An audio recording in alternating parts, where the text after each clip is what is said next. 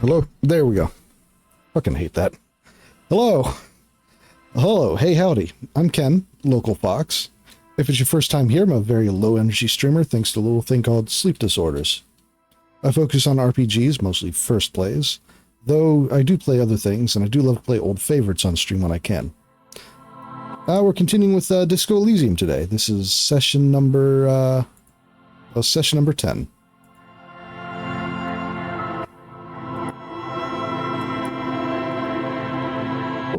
There we go.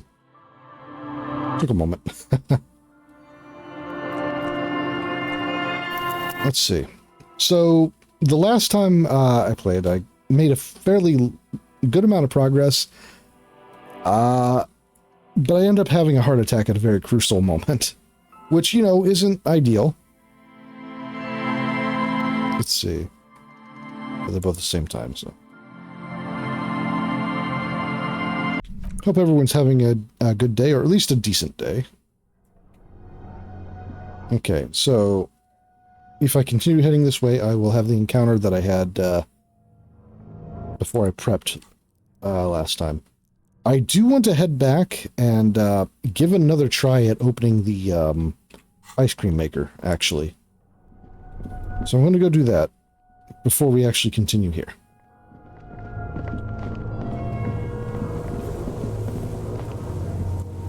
Does happen in this line of work, it's true.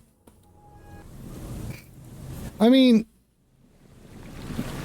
a heart attack would certainly be a way to continue a story, depending on the story. Okay.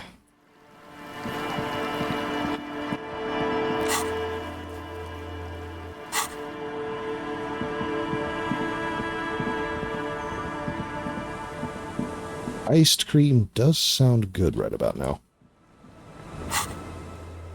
Okay, to the waterfront. I had to push back stream by an hour today. It was a fairly rough day at work. My general manager is having trouble with her teeth. She's having a lot of tooth pain and is on medication for it at the moment. And while she was at work, she was not in a good way. I had to step away from work a lot. Okay. It has a hand-cranked ice cream churner and an electric freezer. Okay. Now, do I have anything that increases physical instrument? I always have to check because I never remember.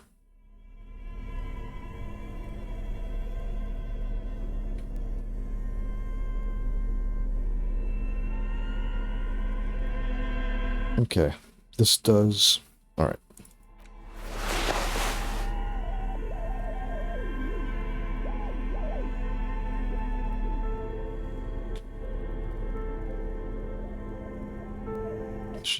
Okay. Drama. Scented scarf removes physical instrument. That's great.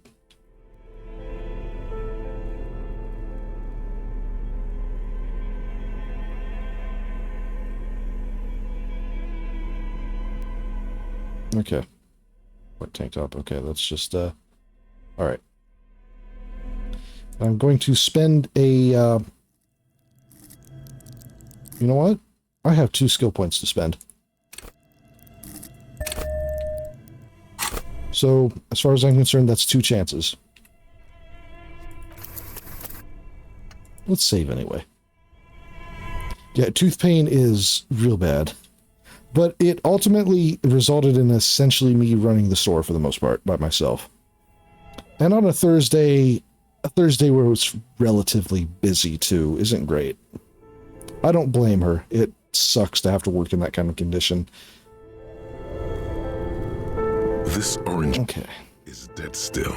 It has a hand-cranked ice cream churner and an electric freezer. Give that a try. Ice squeaks beneath your cavalzo, and it's already unplugged. Alright. All I can do is one more level. Wait a minute. Do I have something... You know, I probably should have waited for Wasteland Reality to stop. I have a negative because of that. All right. This orange machine is dead still. It has a Give it a try. ice cream churner and ice squeaks. So I'm going to go ahead and load the game because that.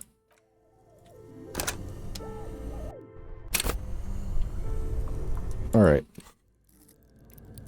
Physical instrument 1.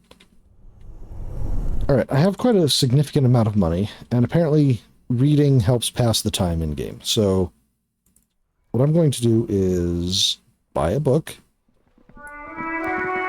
Gets reading, pass this day, and hopefully that will have my physical instrument fixed by then.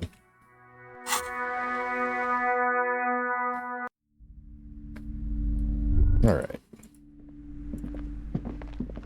The display rack is brimming with worn paperbacks featuring an extremely muscular, sword-wielding barbarian on the cover. Nearly all the titles contain the word Heimdall. Wow, more Heimdall. Mountains of it. Heroic quantities of Heimdall. Roy's puny shirt is nothing compared to the real deal. Let's take a look through. Rows and rows of Heimdall men blur your vision. You make out some titles. Man from Heimdall and the Mammoth Riders. Man from Heimdall, Return to Heimdall.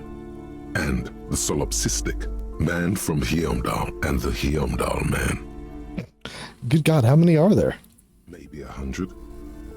Man from Heimdall and the sages at the end of the world.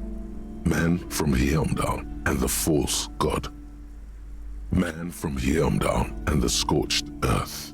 Man from Heimdall, the Heimdall colonies. Man from Heimdall and the swamp beast. Man from Heimdall and the snow crabs. Is that all? Not even close. Man from Heimdall in hell. Man from Heimdall and the forest of slaves. Man from Heimdall under the lake. Man from Heimdall, Heimdall burning. There's even the Trial of Death, a pastoral combat game book set in the world of Heimdall Man, and so much more. I see. Any call out to me? Nothing of interest. Only silence and the cosmic background pain radiation. Background pain radiation, eh? A small mountain of colorful board game boxes. There are numerous types of games for all ages. A lot of shelf space seems to be taken up by Wirral-related merchandise. Oh, look through the pile of Wirral-related items. An endless variety of source books, lore books, and codices litter the table. The topmost book is titled Welkin Compendium, 2nd edition. There's also a large hardbound tome with intricate cover art, The Hunters of Katawak, Boreal Creature Compendium, and a Pick Your Path adventure game book titled Tales of Wirral, Cavern of Velkrag. Books in a board game section? Who wants to read books? Let's see. Anything catches my eye? There's a box that says Wirral, 3rd edition Mega Setting Supplements Module. The side panel notes, a fantastique adventure board game, new maps and miniatures. A sticker on it displays 25 real. That price is steep, but then it's the 3rd edition Mega Setting Supplement, so it makes sense. That is a lot, though. Let's see. I'll come back to that, maybe. Perhaps. Shelves filled to the brim with crime novels featuring the supposedly stalwart Vespertine detective, Dick Mullen. Let's see. Yeah, I'll take the Dick Mullen novel. Of course. Such violence and immorality. I mean, enjoy.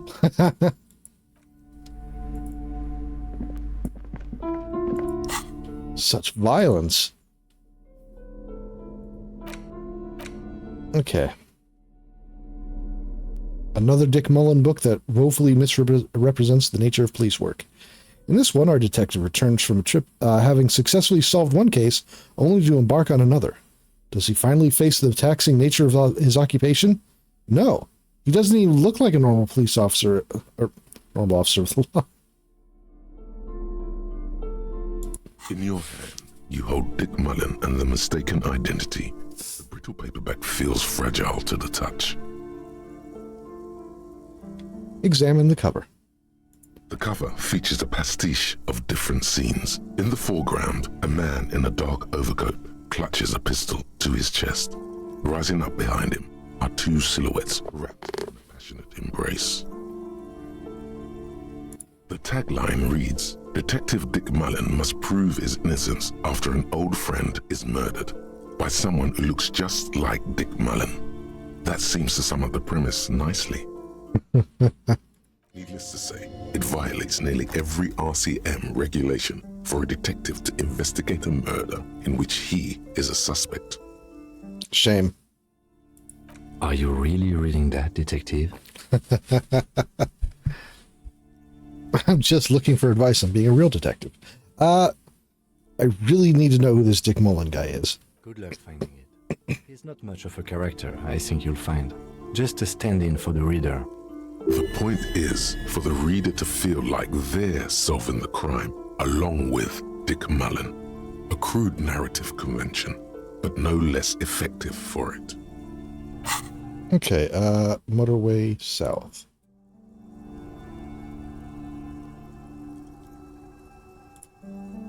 Okay. Oh, it's still, okay, I have to wait until after this for the breakthrough. Start reading. The story opens with a knock at the door.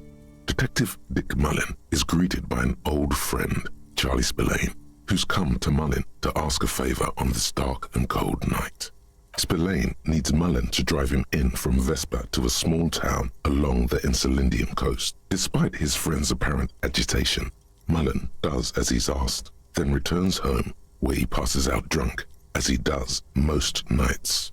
Ah, so it is realistic.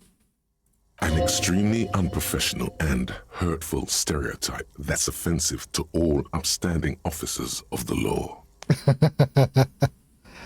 Look, I can't judge. 2 days later, Mullen is arrested by the Vespa police and charged with the murder of Charlie Spillane. At his interrogation, Mullen learns that Charlie Spillane was shot in a bar in the very town Mullen dropped him off in by a man matching Mullen's description. Desperate to clear his name, Mullen manages to convince the Vespa police to release him for 3 days so that Mullen may solve his friend's murder and prove his innocence. Classic fictional detective stuff. The cops release their prime murder suspect so he can find the real killer? Are you shitting me? What's the matter, detective?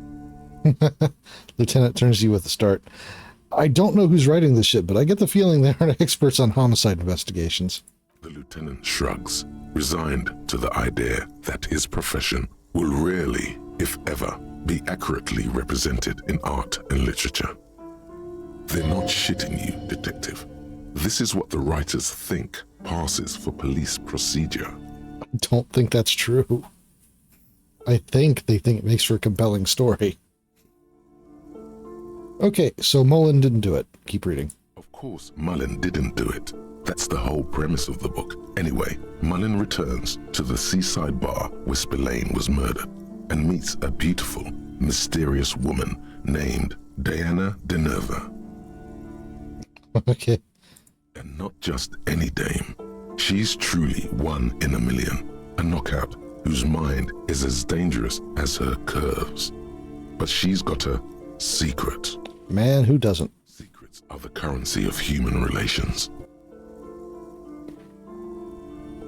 Your secrets are unknown even unto you. So does that make you a rich man or a beggar?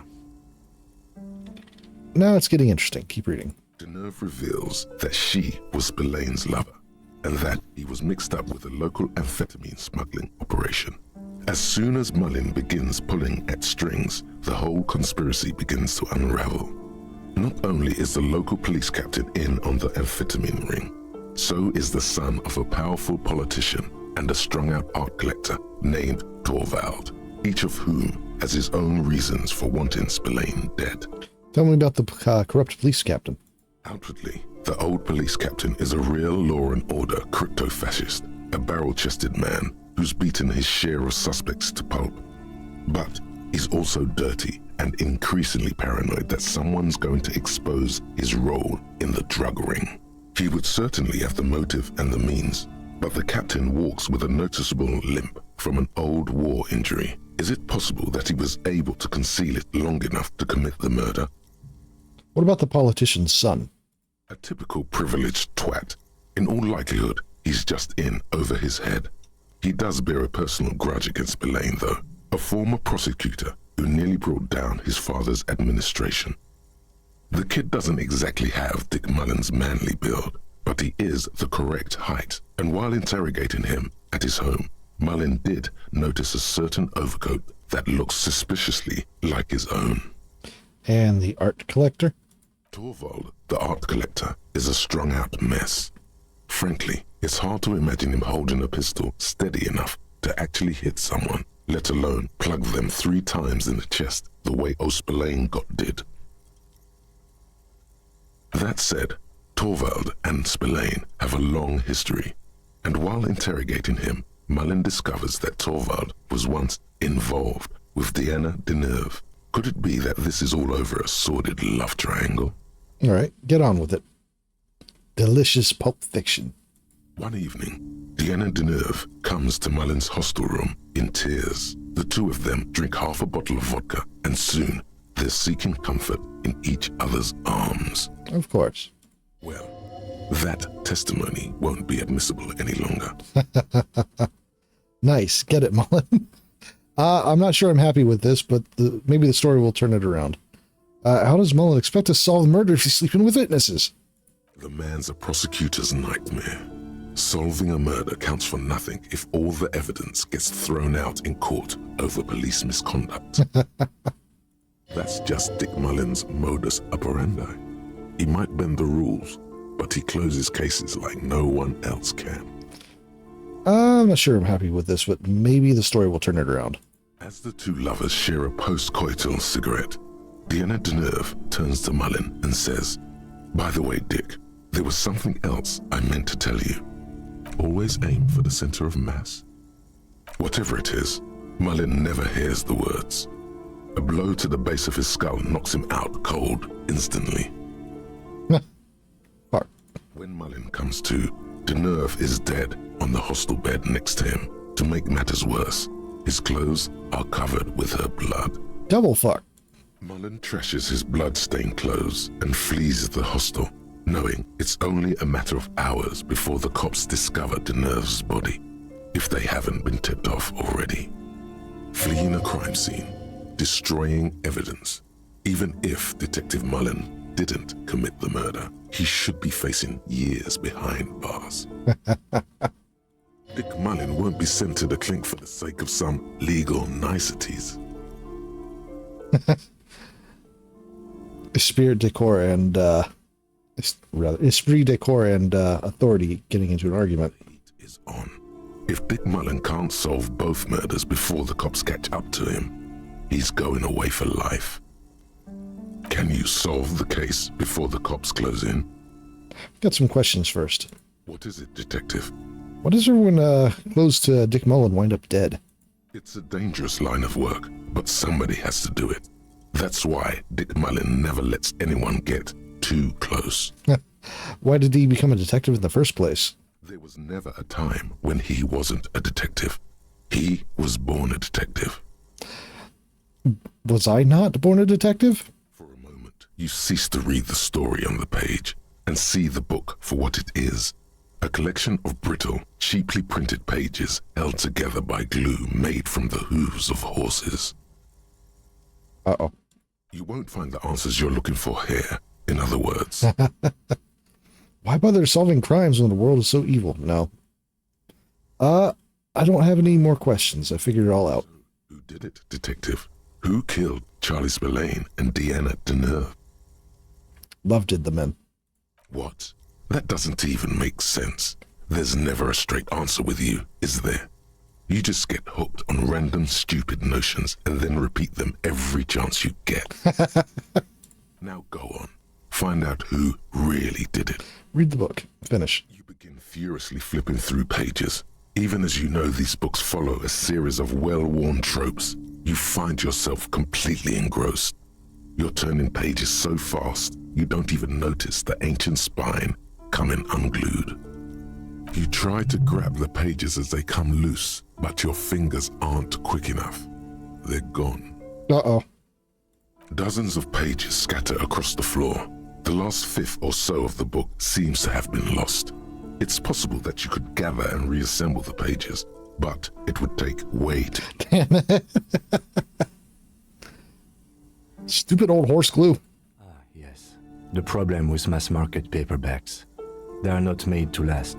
Perhaps this is a sign that you should get back to solving your own murder, huh, detective?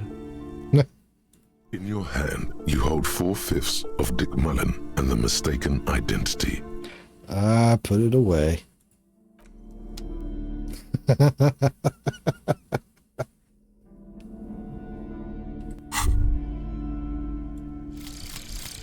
Motorway south. Okay. The lone vector stretches in your mind's eye into the wild pale yonder. For an unimaginable distance, forgetting, until you can no longer remember anything. No cities, no mountains, no oceans, and finally, no vector. Nothing remains. A blank space with no point of reference, where only one type of motion is possible. The motion of a human throat swallowing, and then it comes to you. To reach the end of the motorway south is to be unborn. You've had this thought before, while aimlessly wandering the streets of Jamrock. A lost piece of the man you were. A dark hope. All right. Intellect checks unlocked. Inland Empire, the swallowing motion. You see. Okay, I need 14 hours to resolve insomnia. I wish.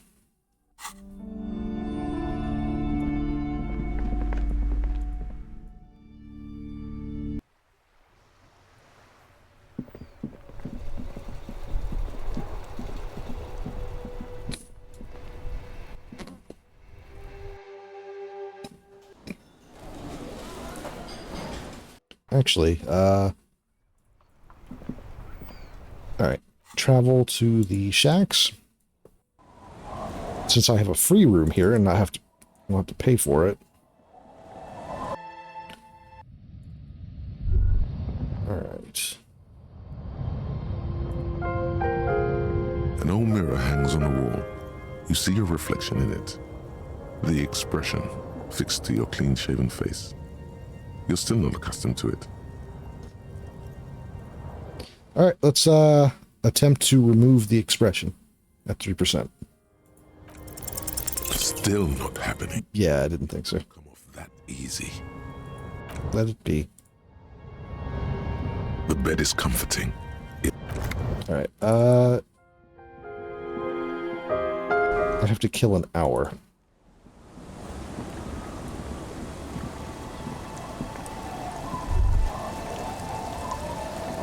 And it's raining.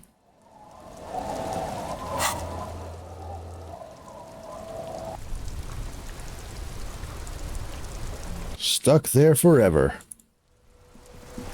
Boy, imagine if it did happen. I mean, I have, there have been some,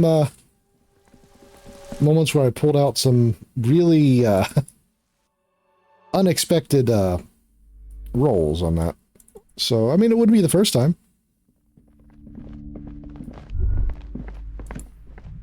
Okay. Shelves full of biographies of famous people, whoever they are. Biographies of famous people. The Punch. Yeah, the first one.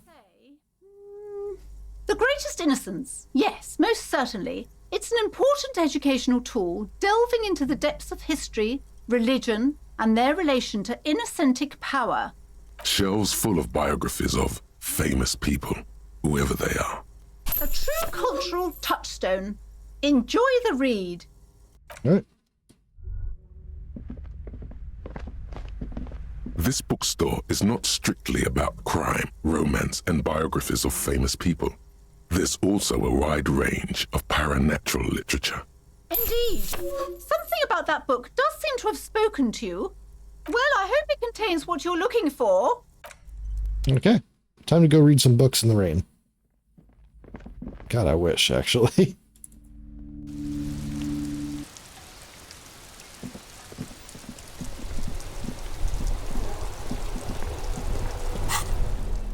Okay.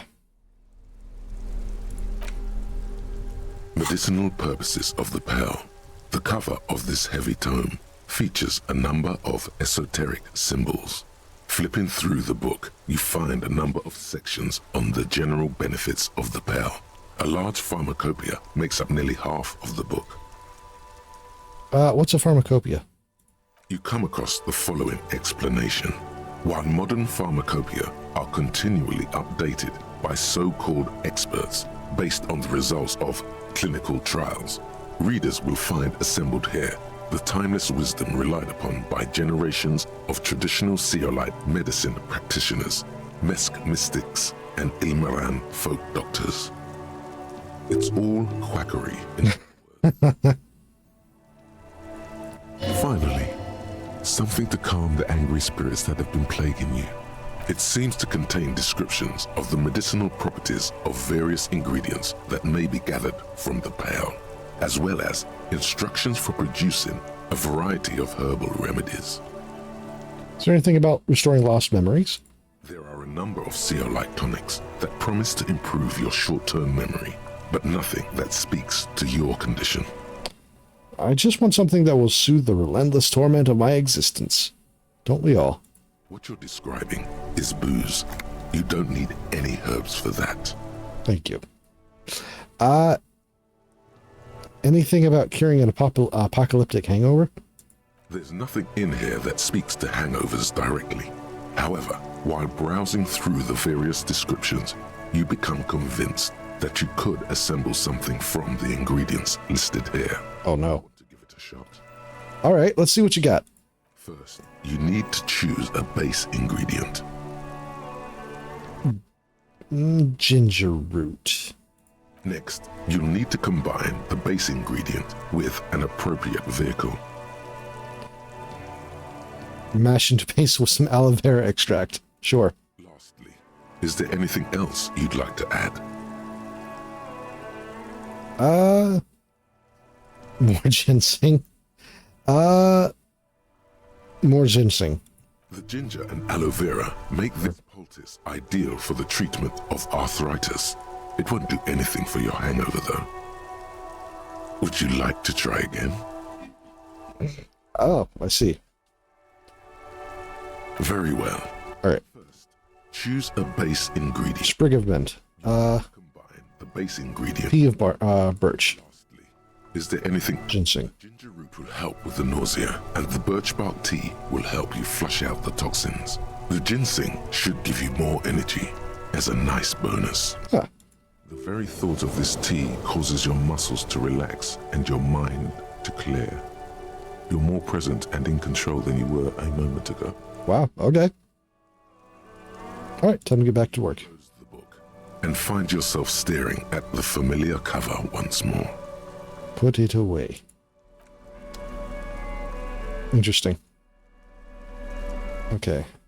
All right, and I can travel.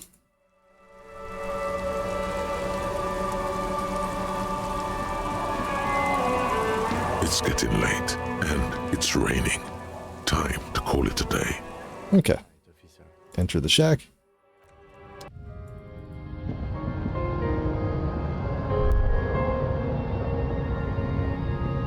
On the table, you see a bowl of water. Can I unshave? The bed is comforting, if a bit. Go sweepies. The bed underneath you is soft, if lumpy.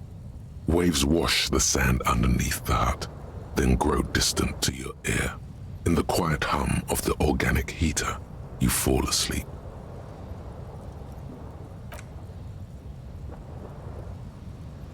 Like a deftly cast fishing net, Sleep pulls you out of the world and into its dark shore. The rough mesh chafes. Tightening around you, it digs into your brain. Great. This is going to be really chill. How have things been going for you out there? Helped anyone lately? Saved anyone lately? Murdered anyone lately? This bastard isn't even listening to you. Because you know you are a murderer. A disco music listening psycho killer who offs poor people and then forgets about it. Let's see. Okay, so I'm a murderer. That's bad. Hear that? He doesn't even flinch. Iceman doesn't care about killing people. That's nothing to him. Blackwater, under the bridge. The thing he's really scared of is much, much worse than that. Let's see. What is it? Don't tell him, sister. It's too bad. They're right. This is their function. To keep you from it. Why are you doing this? I just want to sleep. I can almost see the dark. We're trying to help you. Excuse me. These tortures, voices, and tremors are all just distractions, flares, and countermeasures to keep you from the last dream. The worst of them all. The last stream? The last dream will be total annihilation. Cinders peeling off the fuselage. We won't be there to help you anymore, Harry. We will be dormant. You will be naked and alone. Let's see. And the air will smell of apricots. Of hell. An ancient sadness, brother. 10,000 years later, in front of the video rental, there is a warm breath on your face again. Everything is okay again. Everything is so okay. Doesn't sound like it will be okay. Your eyelids flutter open. When you close them again, you sense the light of the room around you. You're back. In 2 seconds, the alarm will ring. The last thought in your head before waking is, maybe you shouldn't have seen that stained glass window in the church. Oh.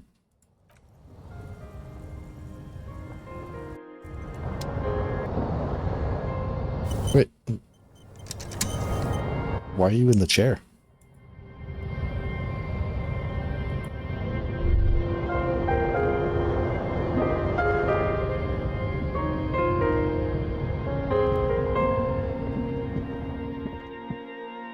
Okay.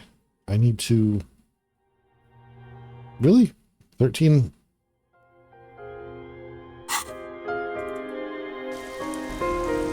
Okay, so it's got to be 13 hours conscious to work on the stuff in the thought cabinet. Well, that makes sense. That sucks for me.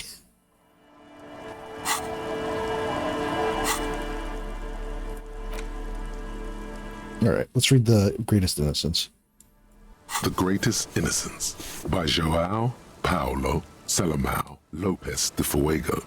The book is large and heavy.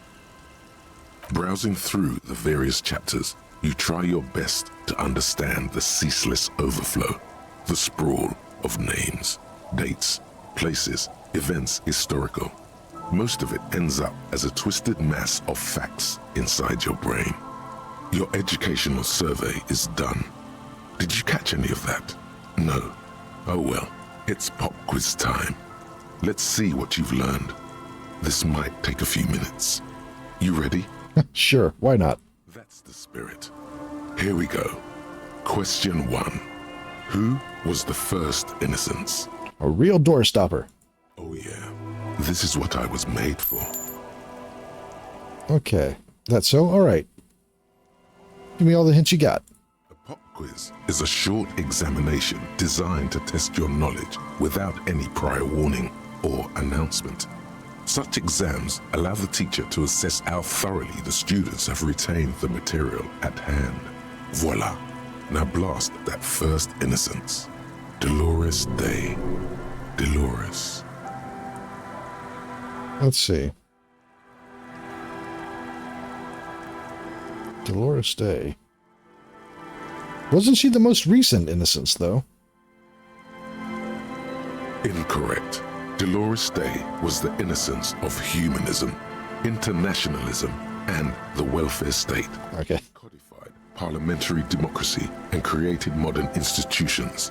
Among these, the moral intern, she was powerful and beautiful on all her icons. Her colors are silver, white, and apricot. And when you think her name, Dolores, stomach acid rises to the back of your throat, and it hurts. You see a flash silver, a wreath, an airport bag, and blonde hair. You don't know why. Another choice, perhaps? I mean, I think I pieced it together a while back. Steer clear of this one. There's something terrible about this one. Nothing about it. Nothing, what? A strange sensation of loss. When she left the earth, the dust, and the ice, and the humans. That is unimportant to the quiz. Stop thinking about this. Yes, the quiz is impersonal. No need to rouse sensations in yourself at the mention of Dolores Day. Who was the first innocence? It wasn't Dolores Day. The Percanassian? Or Correct. Nothing much is known about him. It's not even clear that he was a he, but Franco Negro presumed as such and called him Pius. He's depicted as a young man with molten gold pouring out of his mouth. All he spoke was gold. It said he invented God and equality of men before God. He also introduced the gold standard as a way for measuring people's love for Arum. As the first innocence, he declared that there should be more of those like him. It is presumed his disciples were the beginning of the Holy Party, the founding party. Question 2. Who was the strongest innocence? Easy. Everybody knows the answer to this. You, me, anybody. Let's see. Sure, try again. I trust you've got my back. An innocence is the highest category of historical personage in the world, a literal personification of history. Traditionally, an innocence, when anointed, assumes supreme rule over the Occident or the known world in general, at least the parts that matter. Encyclopedia a goddamn tease. Yes, so interesting. But I thought you'd give me the answer to the question. I can do better. Okay, so commonly an innocence does not enforce his or her power through military power. This is seen as unnecessary. The innocence wins because an innocence can't help but win, for their deeds are inevitabilities. Did this help? Yes, immensely. Great. Dolores. Let's see. Franco Negro.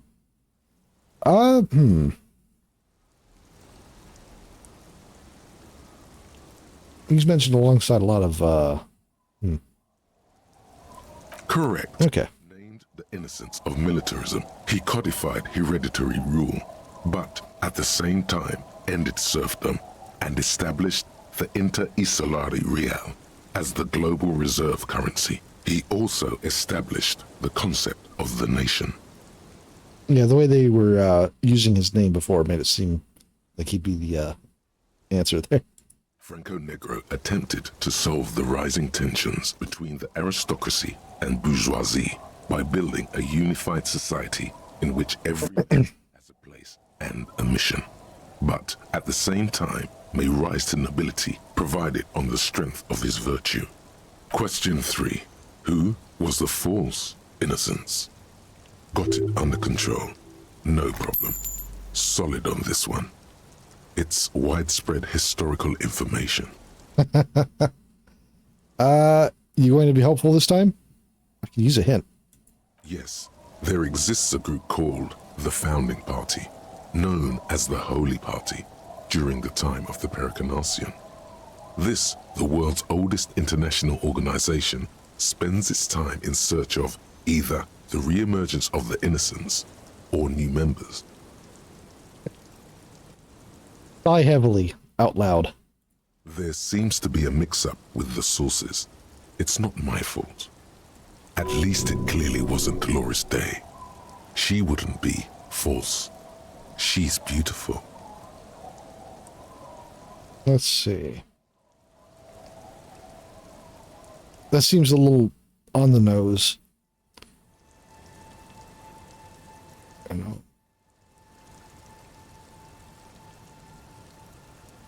Incorrect. Okay.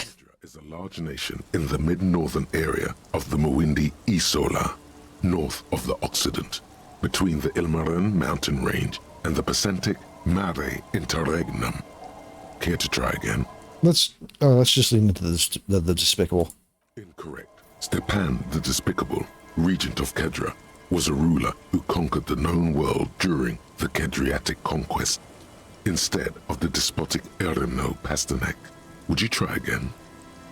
Correct. There have been a number of counter or false innocences, some assumed to have innocentic qualities, some who just thought so themselves. Occasionally, they have the support of a faction inside the ecclesiastic organization, and accusations of foul play have arisen.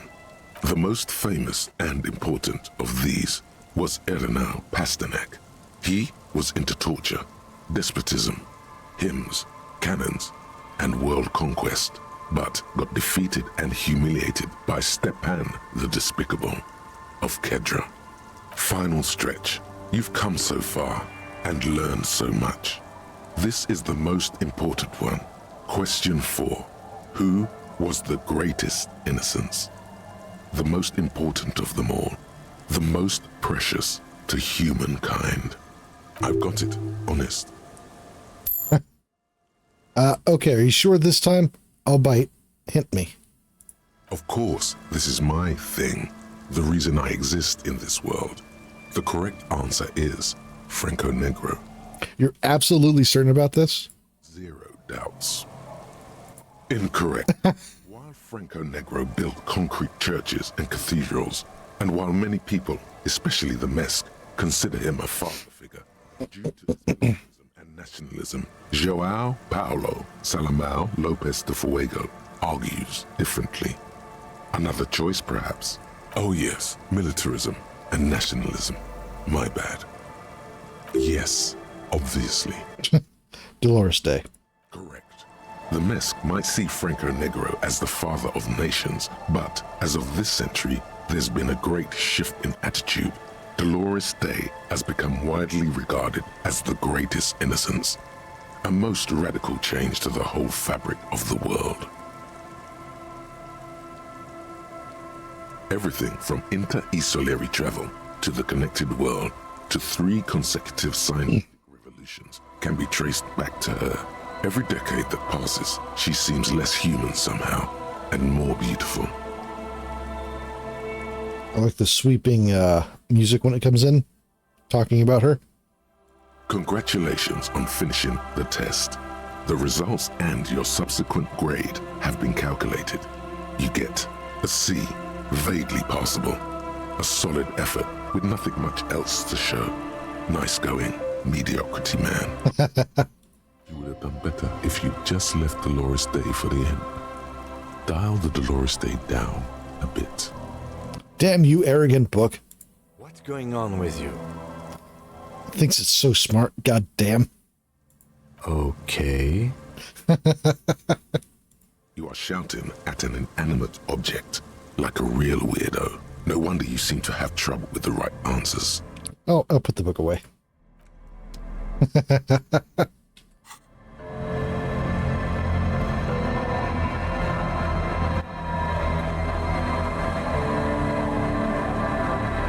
Okay.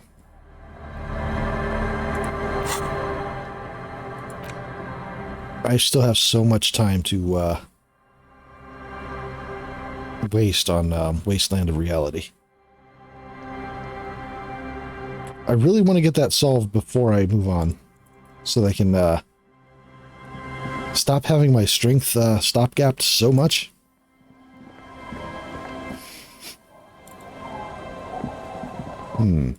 Okay. What else do I have going on?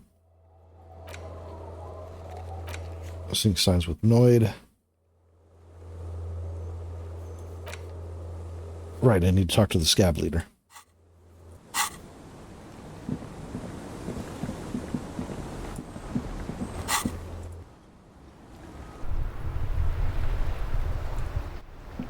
I should definitely save before I talk to him, though.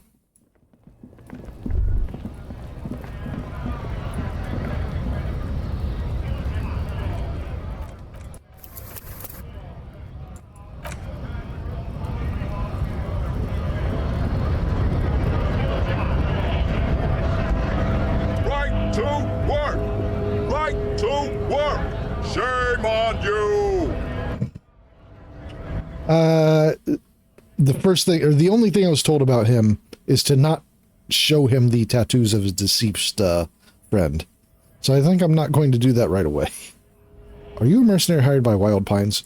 Hell no. I'm just an honest scab. I won't have talk like that around here. You understand? It just has to be said, that was not a convincing line. Let's see. Is there a tribunal being convened by any chance? Fucking wrong. He breathes out slowly, his giant chest deflating and his mouth slightly open. I'm going to interpret that as a yes. There's a tribunal, and it won't be long until it's ready. How about you fuck off now, huh? Okay, of course. There could be weapons aiming at us right now, somewhere above, in the buildings.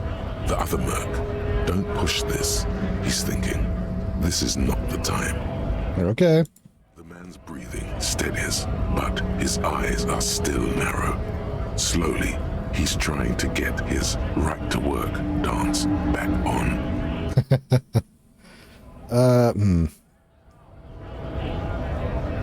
I'm just going to leave now.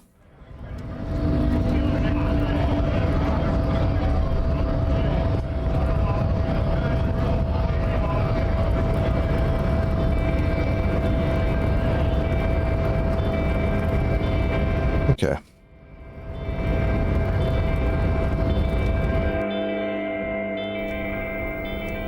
Oh.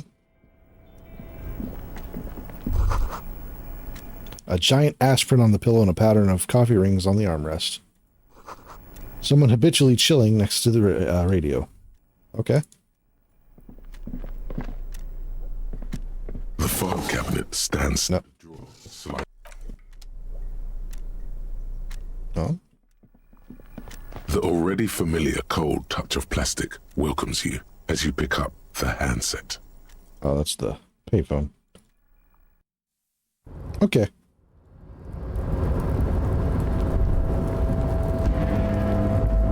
At this point, I am just kind of wasting time trying to get the, yeah, okay. A rusting control panel. Alright. Take a look at the unopenable door. You're back before the cargo container. Its drawer has not lessened since you were last here. If anything, it seems to have grown slightly. I have half a chance to succeed this.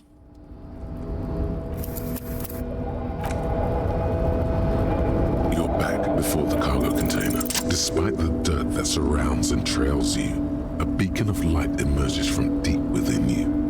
Hello. Is anybody in there? The door stands silent. Satisfied, detective? Try again. If there's someone in there, I'd like to talk to you. Just like that, you hear a click, then a rattle. Some mechanism unlocks itself inside the door.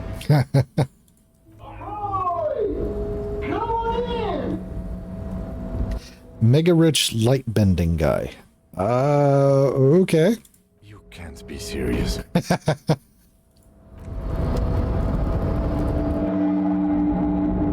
I see.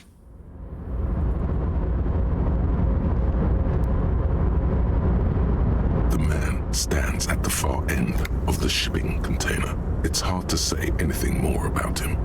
You cannot make out any of his details, but you do feel the overwhelming presence of capital. The feeling causes all the hairs on your body to stand at attention, like soldiers preparing for review. Squint. Something's amiss.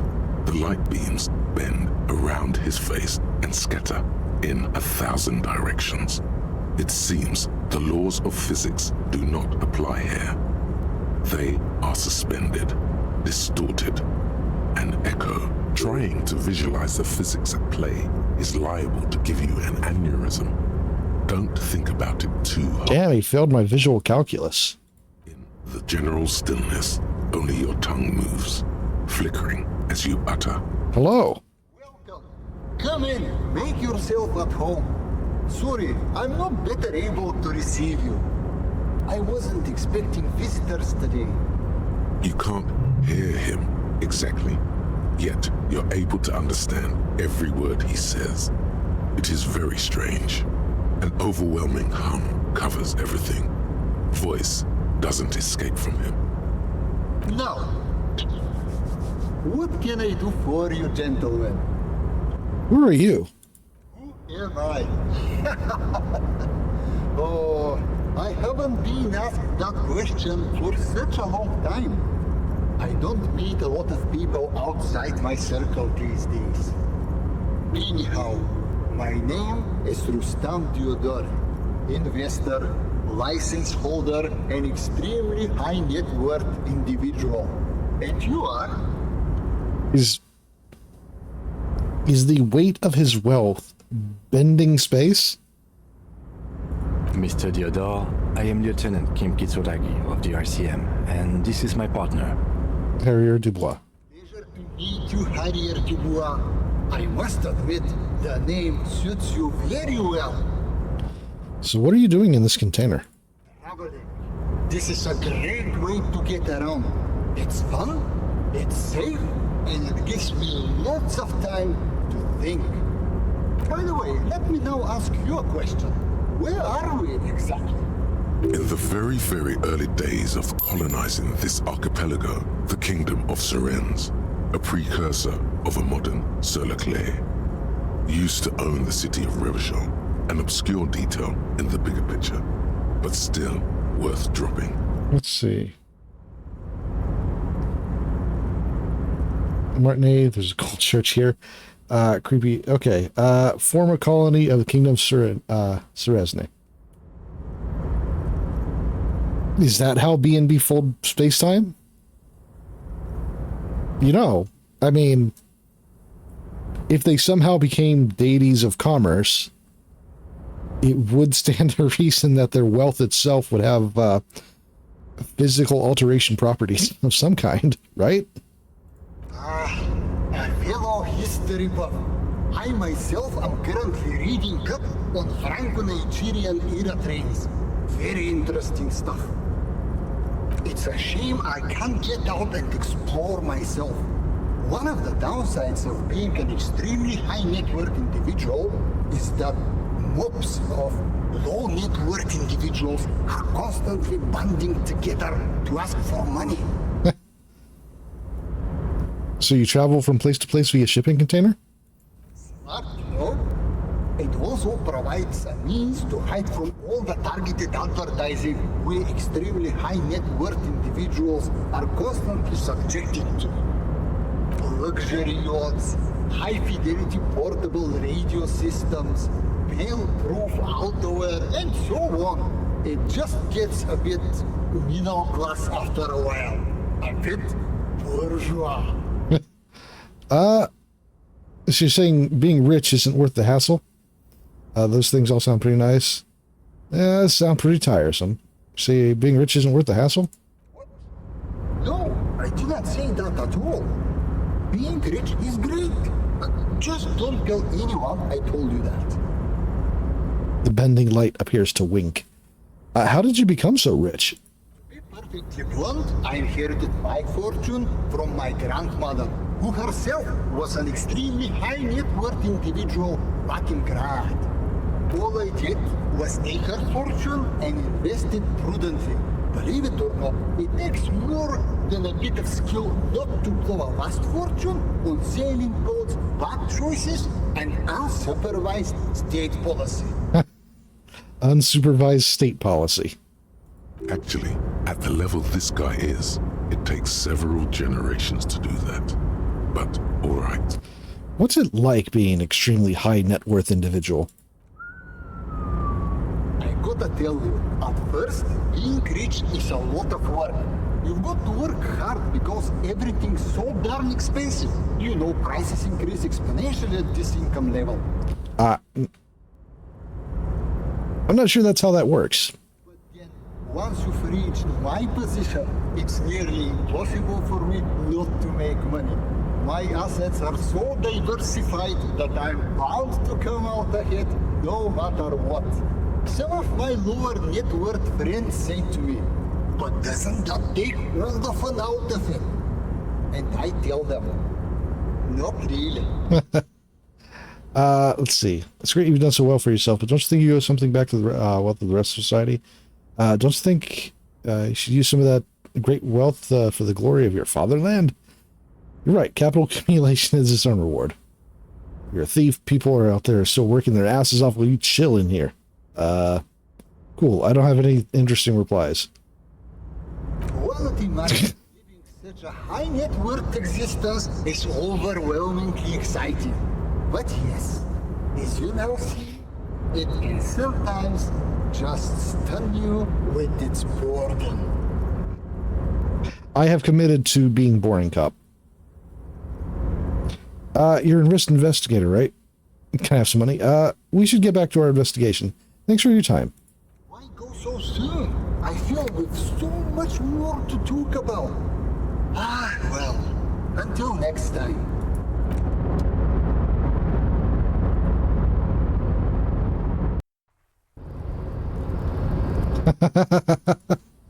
It teased me with that money. Just being in his presence upped my fortune by several thousand, and leaving it lowered it back to normal. You're not going to say anything, Kim? Yes? Not a thing, huh?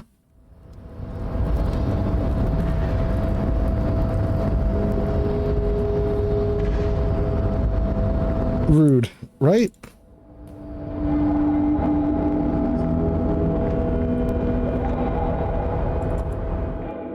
Can't take it with you? Yeah, that's what was in the secret crate.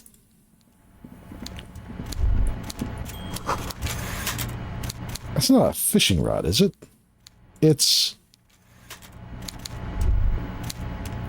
fishing rod. Mr. Dubois, I hear the meeting with Titus was a glowing success. That's such a relief. Titus can be a handful sometimes. Not been paying attention? That's fair. You said you didn't want to be too spoiled after all. Now, what can Everard Clare do for you today? Let's see. I've just finished investigating the local drug trade. You've got a lot of spirit clearing up the drug problem alongside this murder. I'll talk to the mayor and see if I can get you the key to the city, Harry. Now, let's talk real business. Actually, Rivershell doesn't have a mayor. He refuses to discuss it further. It's probably just a small nuisance to him. Not even a speck of anger in his voice. That's that then. Let's see. Remember the container I asked you about? Turns out there's a mega rich light bending guy inside. Mega rich light bending guy? Oh my god. How did that get in there? Let's see. He must have been in the container when someone accidentally closed the door. He's so rich he could get in anywhere. Damn it to hell, Harry. I specifically told my guys to check all the containers for mega-rich light-bending guys. Nothing can stop an innovative mind. Honestly, Harry, we might be moving all kinds of suspicious things through this harbor, but I won't be caught transporting the light-bending mega-rich. I have a reputation to protect.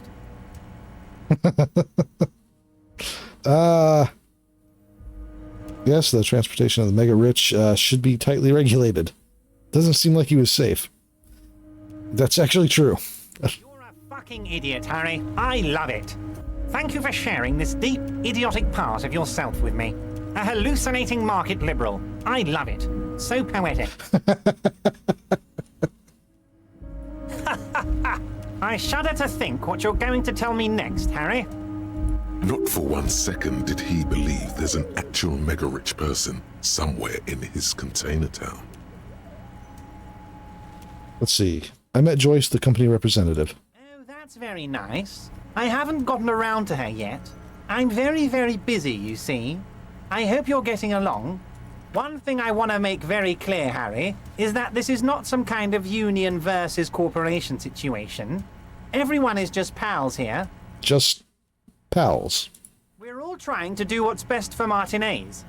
Don't feel like you can't cooperate with her because you and I are such good friends and I helped you get the body down. And I'm helping you find your gun. I'm not a jealous guy. Let's see. Why haven't you let her in to see you? If she actually wants to see me, she will find a way. Any good negotiator would. And I just don't have anything to discuss with a bad negotiator. He doesn't want to see her. It's as simple as that. Let's see. Joyce said the previous leader vanished under suspicious circumstances. Vanished? Harry, the woman left her casserole in the oven and couldn't make it here in time for the voting. Oh, did I leave my casserole on? Better go home and check. The election can wait. When she got back, the whole thing was over. Uh-huh. Wait, there was no mention of a casserole from Joyce. Thank you, drama. Funny, Joyce didn't mention a casserole. Harry. Do not fixate on this little matter. Maybe it was a rabbit stew, or a hairdryer, or an iron. The point is, her heart wasn't in it. Mine was. If it's spilled blood you're looking for, then there certainly isn't any in his expression or demeanor now. What happened to Mr. Gaumont? What do you mean, Harry? Nothing. I let him go. He made concessions from the company in previous negotiations. Why would you let an ally like that go? He's an old man, Harry. I wanted him to spend more time with his family. God knows how long he's got left. You called him a midget. Harry, I have little people in my organization. I would never call someone a midget. What is this? Honestly, I'm beginning to think you're a midget, Harry. I'm only kidding, Harry. You're not a midget. No one is. We're pals. I told Joyce that I met you. It's perfectly okay. Even if you've told her everything we've talked about, it's absolutely fine. You cannot but notice the prospect of you telling Joyce about your conversations is actually pleasing, Everard. Sounds like you want me to tell her about our conversations. No, Harry. I'm perfectly neutral and 100% for transparency. I know people say a lot of bad things about the Debarders Union, but we are actually squeaky clean. Yes, he really doesn't seem to mind. The lieutenant seems incredulous. Sure, he thinks. It's about transparency. Joyce seems to think that the Union is lowballing her. Yes. Lowballing, of course. This isn't a casino, Harry. Real people, real livelihoods are at stake here. But everything's a casino for those rich types. His expression makes it clear. This is childish and irresponsible behavior. Okay, let's talk about something else. Of course, Harry. Let me just assure you one more time. It's perfectly okay to share anything we discuss here with this Joyce. This is a completely transparent organization. I have no interest in what she is doing, but I myself have nothing to hide. Your business is your business, and I respect your privacy. Just remember, none of this is secret. Tell her about all of it. My brother's picture, my singing swordfish clock. Tell her how overweight I am and how I'm helping you find your lost gun. Tell her about everything. Everett doesn't mind. It is rather interesting to tell people things about each other, isn't it? It was nice telling him about her right now. Let's see. Aren't you going to ask how I got in? No, I think, let's see. It turns strikers are being served an alcoholic brew. I made it even stronger. I don't know what that means, Harry, but I love it. I love your initiative. Knowing you're out there keeping things running lets me focus on the big picture stuff. Ugh. Don't even tell me what was going on. Alcoholic brew? Stronger? Stopped it? Strike? I'm just gonna let you surprise me, Harry. Let's see. Nope. Okay. I'm going to leave now. Alright, I've got 2 skill points to spend. I'm not sure what I did exactly to level, but sure.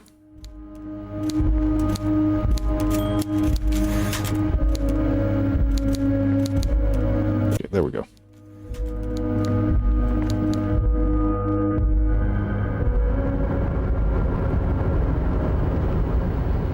I should have locked in Wasteland of Reality a lot sooner so that I wouldn't have to just waste time to get it to resolve.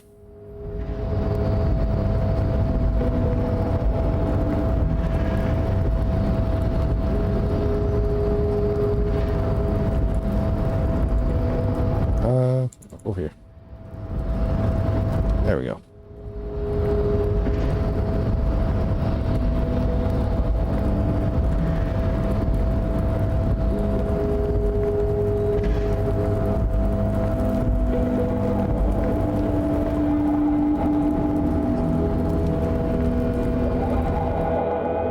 Okay.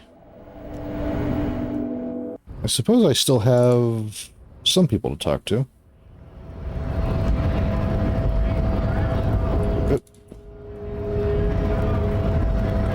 Right, the,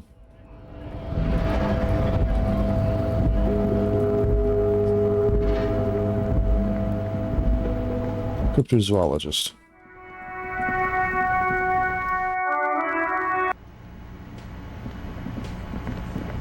Or the crypto-fascist, specifically.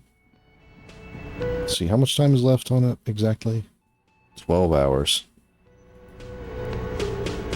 Always a pleasure to see an officer of the law. I mean, officers. Composure, specifically. Okay. Yeah, I'm okay with raising composure.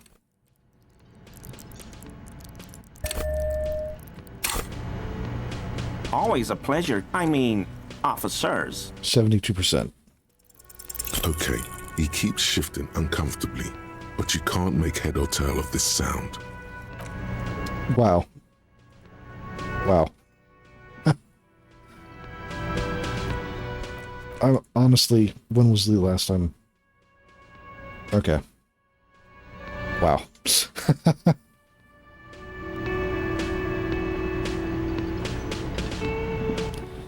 Hello. Lena and I were just discussing the design of the new trap. Okay, an alternate theory about only 42%. 99% is basically 0%. I mean, all right, let's give it a try. You look down at your hands, but they don't have anything to tell you. Maybe a different cryptid who took the bugs? Different cryptid? Oh, sweetie. Maybe you should stick to human detective work.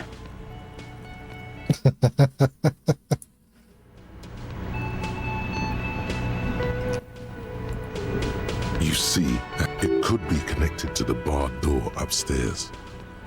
Barred door upstairs. Okay. Okay.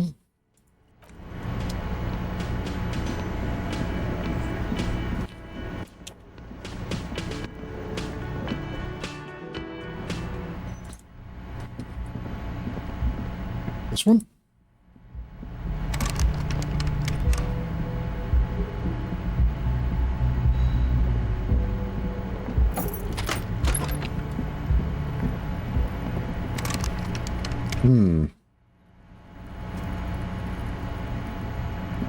A mirror hangs on the bathroom wall. In it, your clean-shaven face, adorned with the expression. Alright, leave the mirror be for now. Chain cutters. Where are... Okay. A mirror hangs on the bathroom wall. In it, Try to stop the steam from fogging up the mirror. the expression. You're still not accustomed to it. Alright, 28%? The chain cutters slip out of your hands as you attempt to... Nope. Failure cascade.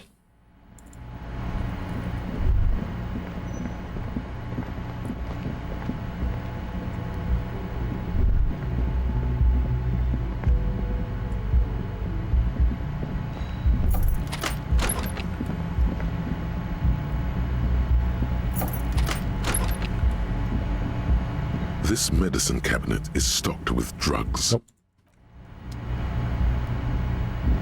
Wait, what's...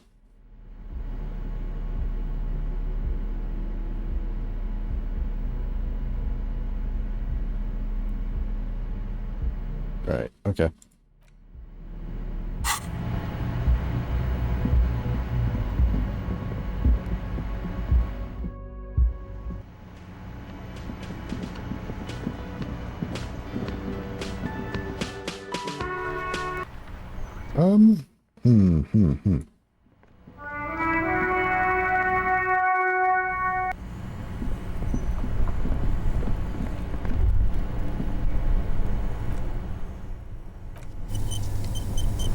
All right. This orange machine is dead still. It has a hand-crank ice cream churner and an electric freeze. Ice squeaks beneath it, and it's already unplugged.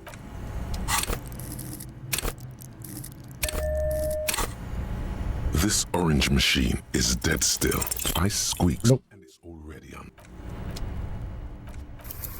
Yeah, this is cheating at this point. You know what? It's a CRPG. Save scumming is part and parcel. And I don't want to wait around just doing nothing just so I can get the physical instrument up.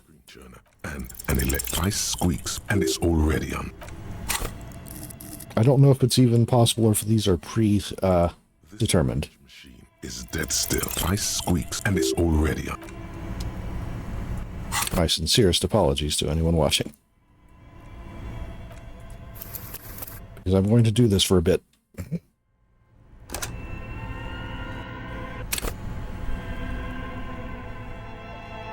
This orange machine is dead. Ice squeaks, and it's already unplugged. Shocked. Shocked! Well, not that shocked.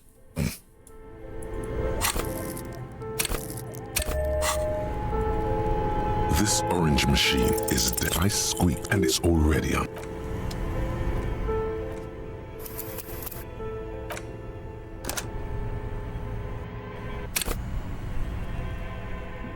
This orange machine is dead still. It has a hand ice and it's already on.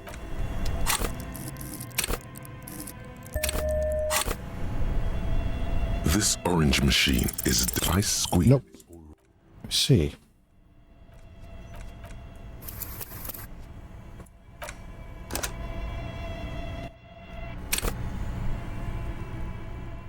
Ice squeaks. Frost mice. This orange machine is dead still. Ice squeak and it's already. Alright. It's entirely possible there's no potential if it's open. Just, oh, never mind. Under the strain of your giant Kvalsund multi-tool until the lid cracks open. Darkness lies inside, but you can faintly make out an object, intricate and foreign, left there for a sub-zero beauty sleep. A filament memory with the words off-site copy written on its side. You gently lift the cube from its frosty bedding, careful not to damage it. We should take it back to Miss Lucan and Kilda as soon as possible. I'm not sure how well unused filaments tolerate room temperatures. Yes, but aren't you curious to know what's on the precious filament? There's a radio computer upstairs. I feel like if I took it upstairs, that would destroy it.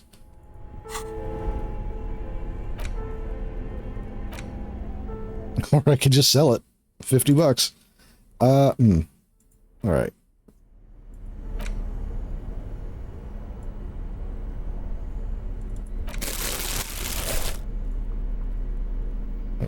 Wire cutter. Need the wire cutters.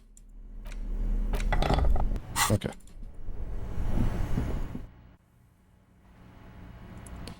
Alright. Finally.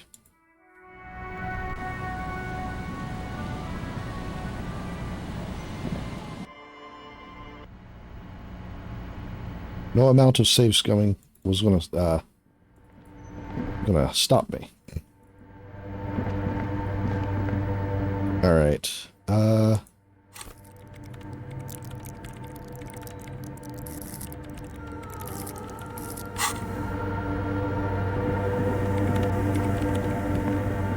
Yes, what is it?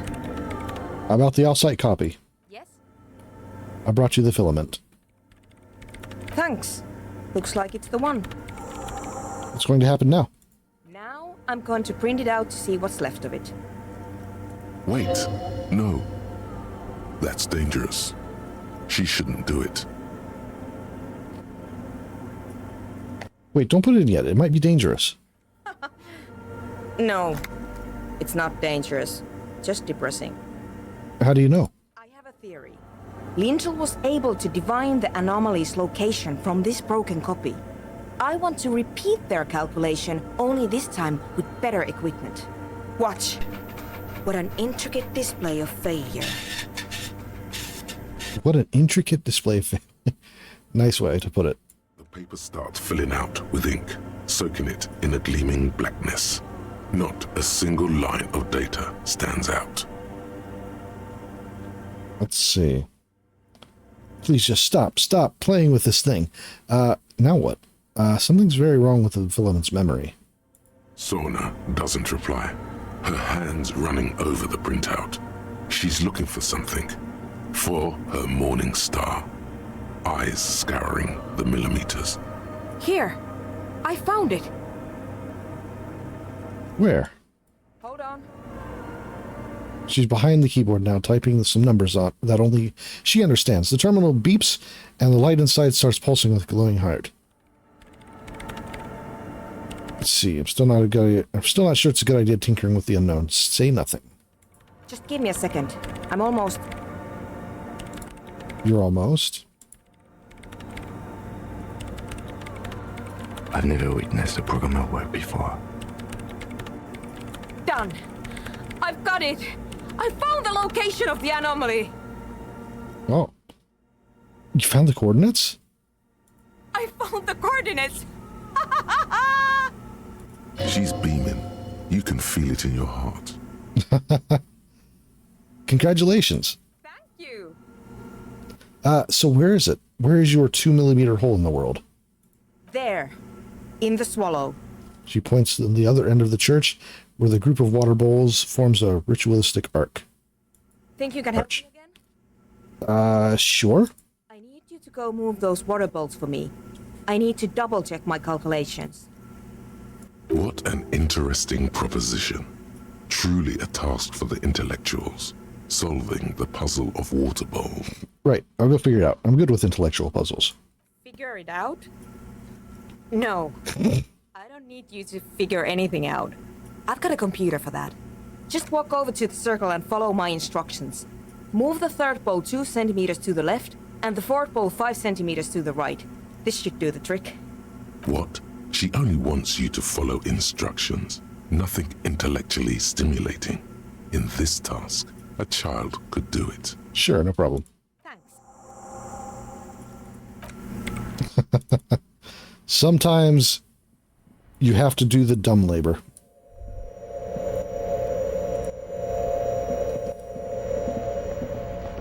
awfully silent again, as if someone turned off the entire world outside those walls. Water inside the bowls stands still.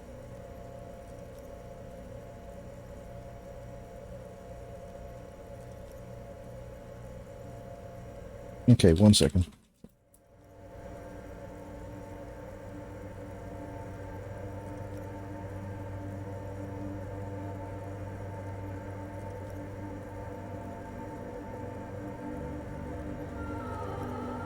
All right. Measurements have been marked down around the bowls, each chalk-drawn line representing a centimeter on the floor. All right, third bowl 2 centimeters away. It moves like a ghost without creating a single trace of sound. This task is an insult to your mental skills. I get the feeling that I'm taking damage specifically because I have high logic. Move the fourth bowl from the left 5 centimeters to the right. Some water spills out of the bowl, wetting the floor. The lead programmer sends you an encouraging thumbs up from across the hall.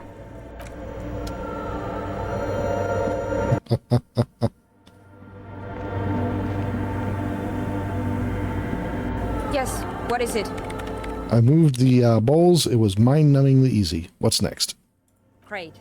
Everything should be aligned now. Miss Know-It-All is hesitating. What's wrong? Yeah. Nothing. Now the only thing left to do is to unmute the headphones. Sometimes the smartest thing you can do is follow instructions. Let's see,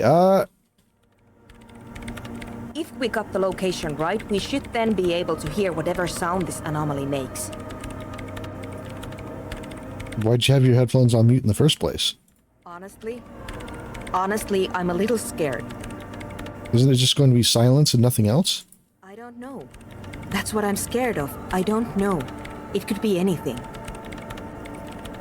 I mean, what sound does the nothing make? How can you even listen to something that doesn't exist? By hearing the universe scream around it. What if silence is only what surrounds it, but the swallow itself is... You're right to be conscious. We don't know what we're dealing with here. You're overthinking this. Maybe I'm just tired. Let's think about this logically. Why would nothing be terrifying if it's, well, nothing? Why assume that something has no presence at all, existence, or properties has to be terrifying? Because it reminds us of death. And we humans tend to think that death is pretty scary. Okay. It's scary, but we just have to face it. Yeah, you're right. Let's do it. Presses unmute.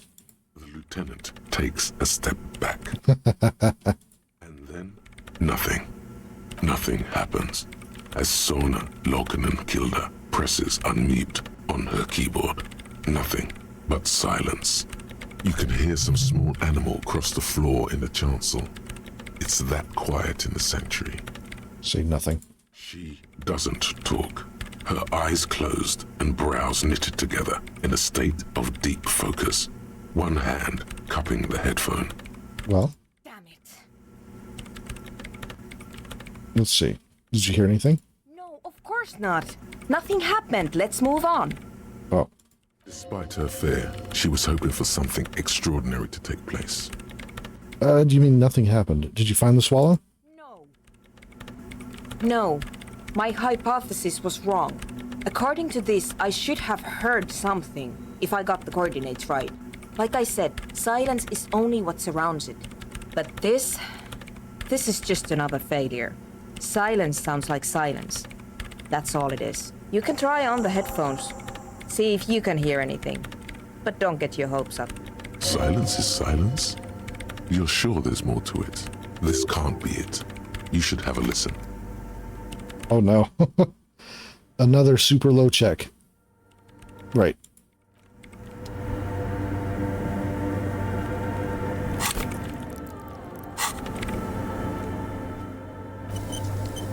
I don't intend to save scum this one. much. What is it? All you hear is your own breathing. Well. Hoarse from all the nights spent drinking.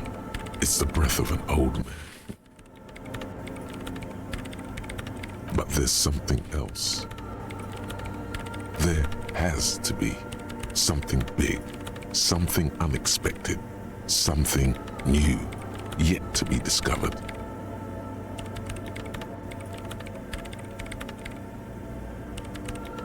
Ghosts, speak to me. When was the last time this world had anything new to say? Well, did you hear anything? I'm sure there seems to be seems to be something there, but I couldn't really make it out. No, it's just silence. Yeah. The lieutenant looks down at the floor, as if to say, you're wasting time here. Maybe the speed freaks can help you with this. Go talk with Andre.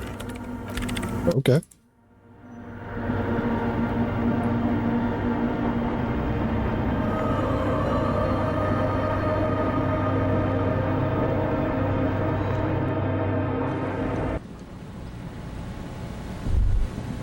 One second.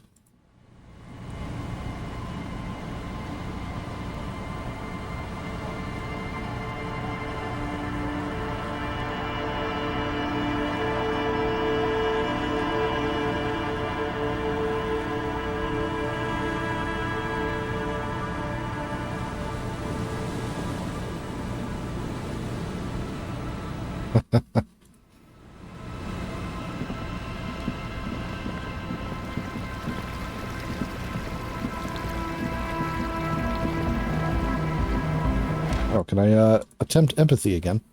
Hello again. I cannot. I cannot be empathy.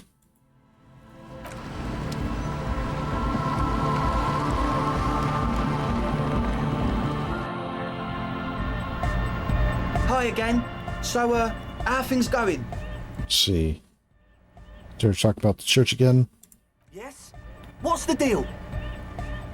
Let's see. I'm making progress in the church, but they're slow going. There's a hitch in Suna's research. What kind of a hitch? She's trying to catch an anomaly using a special microphone setup, but she can't hear the audio coming out through her headphones. An audio shortfall, you say? Guess what? We got speakers with massive low end. There's a good chance you can do it. They've got one speaker. One. Uno.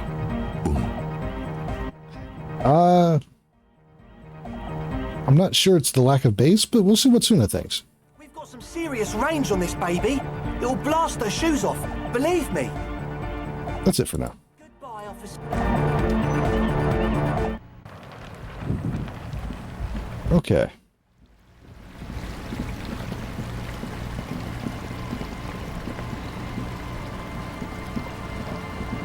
Just the one speaker? Sometimes all you need is one speaker.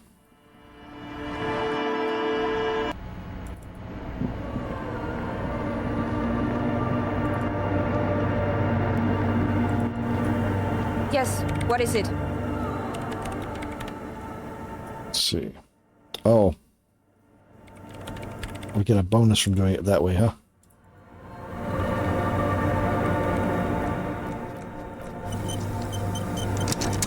Wait, do I have anything for perception then? Let's see. Perception. I should have checked for perception clothes.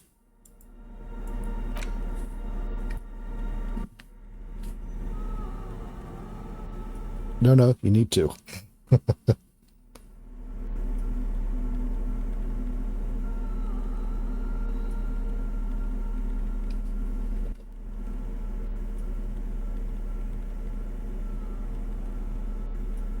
-1 perception. That's the opposite of what I want. -1 perception for the hat.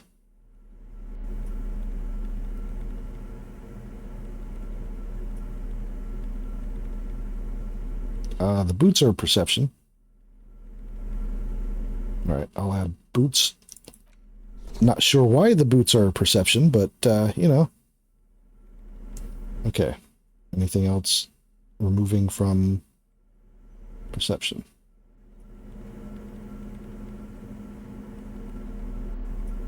Nope. Okay.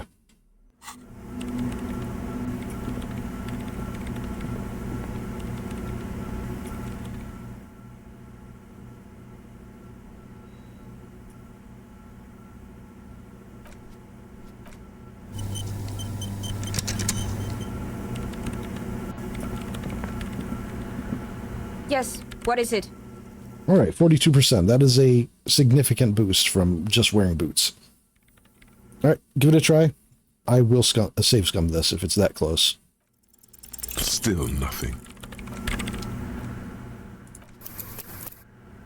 I feel like there's no reason not to save scum it if it's that close.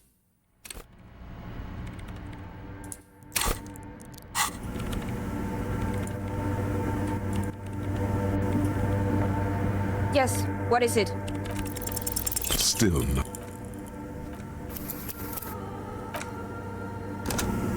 This is probably not the way I would actually play this game if I were not on stream and wanting to see the interesting things. Yes, what is it? Before what seems like a big story beat that could close off all of this stuff. Everything disappears. You are draped in silence like a drowning man staring into his puny little headspace. Hey. And then the pressure changes. Pressure change. What does it mean? It feels like flying on an aerostatic, or when your ears pop, or like a subtle difference in the atmosphere, a weather change hanging in the air. What if the sound you're looking for is too low for you to hear it? Suna, what if we needed a better sound system? A better sound system? Alright, but where would we get one?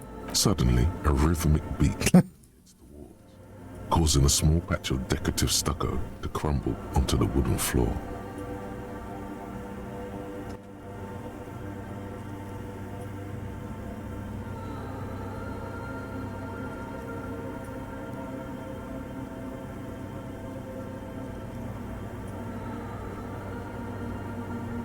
Okay.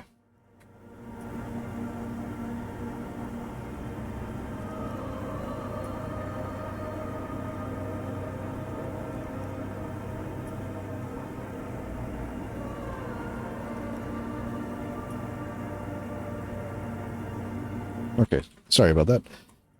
They should really allocate some renovation funds to this place. No. What they really should do is shut down the disco men for disturbing neighborhood peace. The disco men. You mean the speed freaks? She closes her eyes as more dance music invades the holy silence of the sanctuary. Of course. The speed freaks. They have a fantastic sound system. And you think they would help me? They would if you wouldn't mind them moving in with you. I guess I could live through a week or two of peaceful coexistence. Great. I'll talk to them then. Sure. Let me know how it goes. Thanks, officer.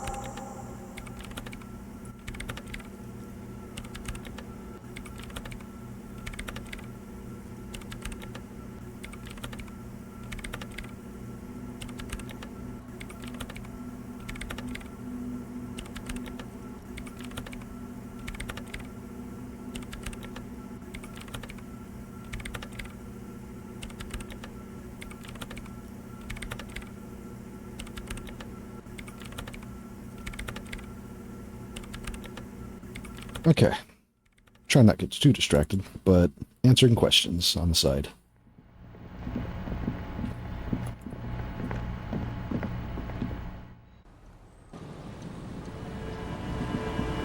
Oh yes, 1 month from now it will be, let's see, 1 month from now it will be my birthday. And I think I've mentioned it here before actually, but I'm going to use that as an excuse to stream the 100 follower special along with a birthday stream. Really just going to use that as an excuse to... You're so close to the tent. Jeez. I'm going to use that as an excuse to run role-playing games. Tabletop, the ones I've been developing for a bit. Hi again. So, how are things going? let's see. Yes? What's the deal? Managed to convince Suna she's okay with you guys moving in, but on one condition: she needs your speakers for her project. We are grateful, Cotman. You're an augury of a new era of Anodic dance music. You're going to have to share the space for a couple of weeks until she gets her research finished. That's fine. We can manage. And what about the side business? Have you made up your mind? Yeah, that's not going to happen. It's illegal, you see. Oh man, really? You're a complete ballbuster. Fine, we can make do. It's going to take us a bit to move our stuff inside. A couple of hours maybe. Come check back later. Let's get...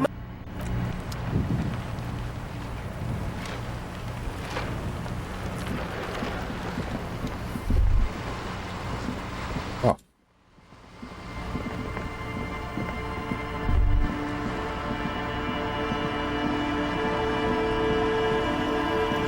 Under the struts of the church. Actually, I really need to get working on the stream stuff. I have more Space Babes planned soon.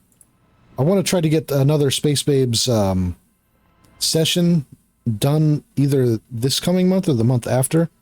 I want to get some prep work done for that and some special things for my players done. Hopefully.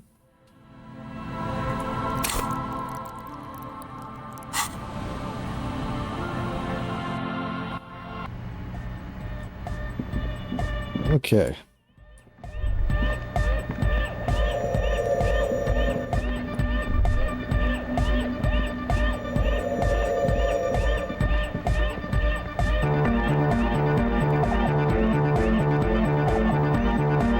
It's creaking really loud. Okay. 1, 2. Oh, right. Her. Yeah.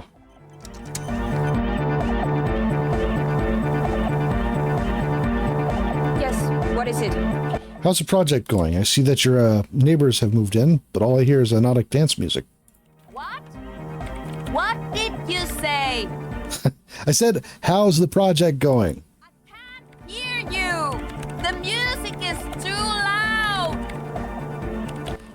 Oh, the project! It's not going well! There's that guy! I need him to plug a 3.5 cable into the auxiliary input so that I can route the audio signal through the mixer into the speakers. He doesn't listen to me! He only ever seems to care about hardcore and Yekokata! A place to be, apparently! Maybe you can get through his magic rhymes! Let me know how it goes!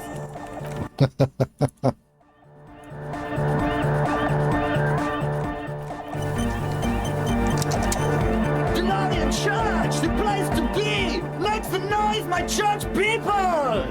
Large speakers are set up behind the young man, blasting a familiar song. A hawthorn tree on Rue de Saint-Gislain, tangled in its branches, something bronze flutters in the wind. He stands on stage behind a table, nodding along to the music and waving his hand in the air. In front of him, the audio mixer, one reel spinning. The other reel deck is empty. Cables run hither and thither. On one side, you see an auxiliary line in with the number 4.5 written next to it. How do you like it in the church? Yeah! Back on the case! No disgrace! Bring it down to party place! The first page of the second chapter! Could it be? Maybe for him, you only have a chapter or two left in you. Last of the penultimate, more like. All right. Egg, can you please route Suna's signal through your speakers? Yeah! I can route it through auxiliary! What kind of a cable does she use? 3.5 or 4.5? It's 3.5, no doubt about it. It's on the ground. She uses 3.5. Yeah. The auxiliary lining is 4.5 millimeter. These two don't mix.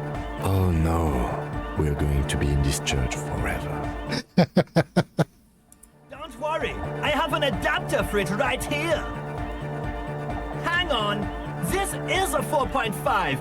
We're all good people. Great! Someone got through to him. Okay, let's get it all set up. Can we turn the music off, please? Egg, the music? Everybody! Don't panic! I'm going to turn off the Arno for just a sec. For a special scheduled event. The Arno will be back, but we're doing something else for one moment. All right, go tell her that Egghead is ready to rave to her tunes, and then I'll turn off the music. All right.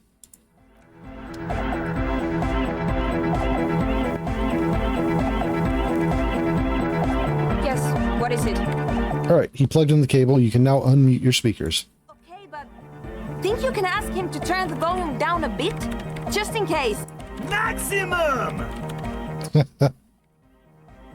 Maximum is the only way! I know it is, but could you please turn it down just this instance? Just this one time? Maximum is not the only way, okay? Pump it to the brick! Pump it to the hard master! There's no other way! Glue style! See? He pumps it to the hard master. It's hopeless. He pumps it to the hard master. Let's see. I think what Egghead is trying to say is that the volume button is stuck on maximum. Of course it is. Yeah! Permanent enlightenment! Ray of sound!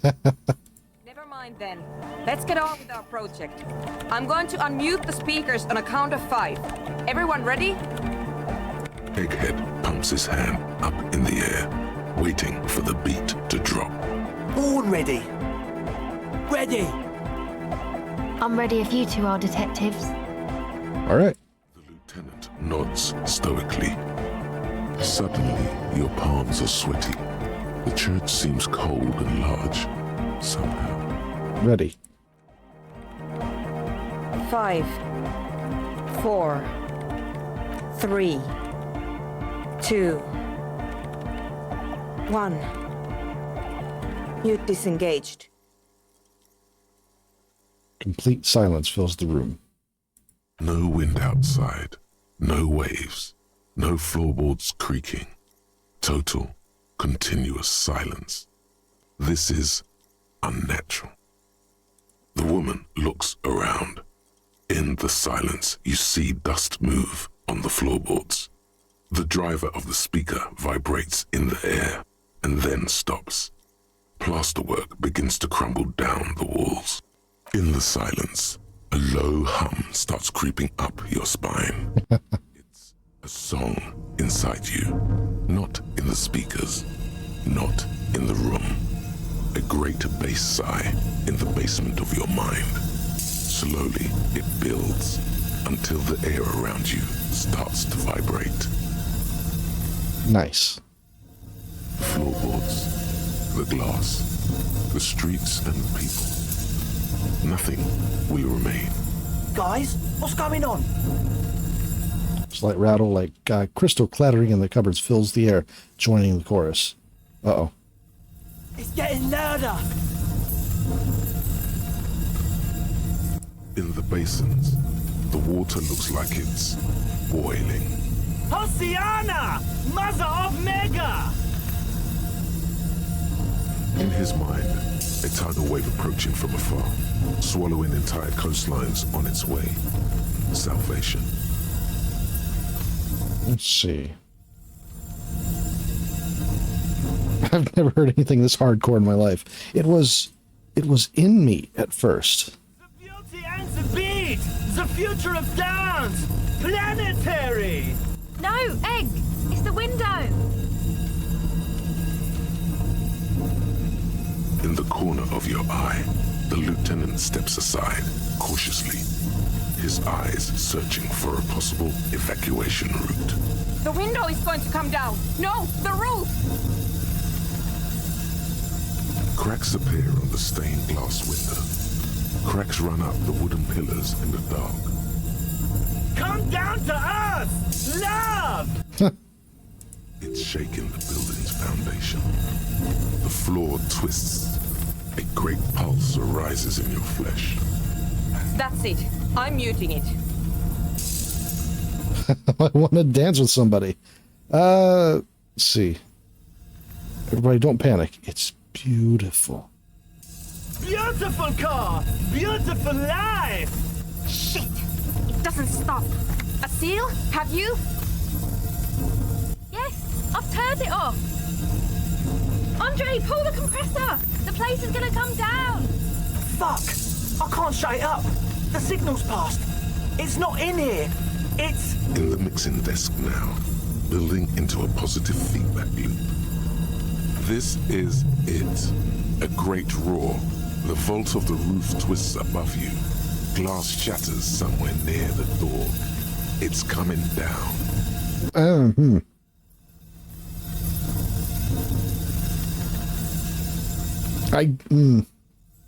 It's in the desk. And then it stops. Totally and utterly. As if there never was a sound. Only your ears still ring from the shock. Everybody is staring at Egghead, holding a dangling cable in his hand. A black 3-pin connector. Egg. I pulled the plug. It was getting too hardcore. You did good, Egg. Most of the place seems to be intact. Fucking hell. Programmer lady, tell me you were recording that. 4 years. 22 people. Millions of reals. All that time? This is what we were up against. Just erased it. Suliswolf isn't gonna believe this. Thanks, Egg. Yeah. Yeah, but did you record it though? It was dope. I think we can use it. Yes, Andre. I recorded it. Damn, I need to send some letters now. Thank you all for doing this. Eggman, you too. And you, officer. I don't know what we've discovered, but I know what it sounds like now. That's a start. Did you hear that? It was very hard not to. I think you're right. There is something going on here. And you need to be very careful with it. I promise, officer. We will not play it again. What was that? I've never heard anything like that. It was mathematical information from the anomaly, presented as a waveform. That's what it was technically. Theoretically, I have no idea. I've never even heard of anything like this. A voice seems muffled in the silent church. It's your ears adjusting after the exposure. You're going to write Sulislaw? Yes, our lead designer. And maybe some of the producers too. And some of the writers. If they're sober enough to open a transmission. They need to hear. That it wasn't her fault. Or theirs. They need to hear about this. Don't worry, I won't send the recording. Although I doubt they have the speakers to produce the frequency anyway. What happens now? Are you going to... Stay here. I'm going to stay here with these lunatics. Send letters, maybe meet Suliswolf. Also devise further measurements. I want you to know that's totally chill with us. I don't care. But thank you anyway. They need to hear. I have a theory to come up with. Some kind of preliminary explanation to all this. Or the letter will sound like I've lost my mind. The voice of the universe calls to you. Yes, and we have to get back to stabilizing Martinez. Instead of demolishing it with loud bass noise of unknown origins. You have an explanation for all this. Somewhere deep in you, you know. The person you were knows. Oh, 97%. Watch me fail this check, everybody. You don't have to. You already have. A long time ago.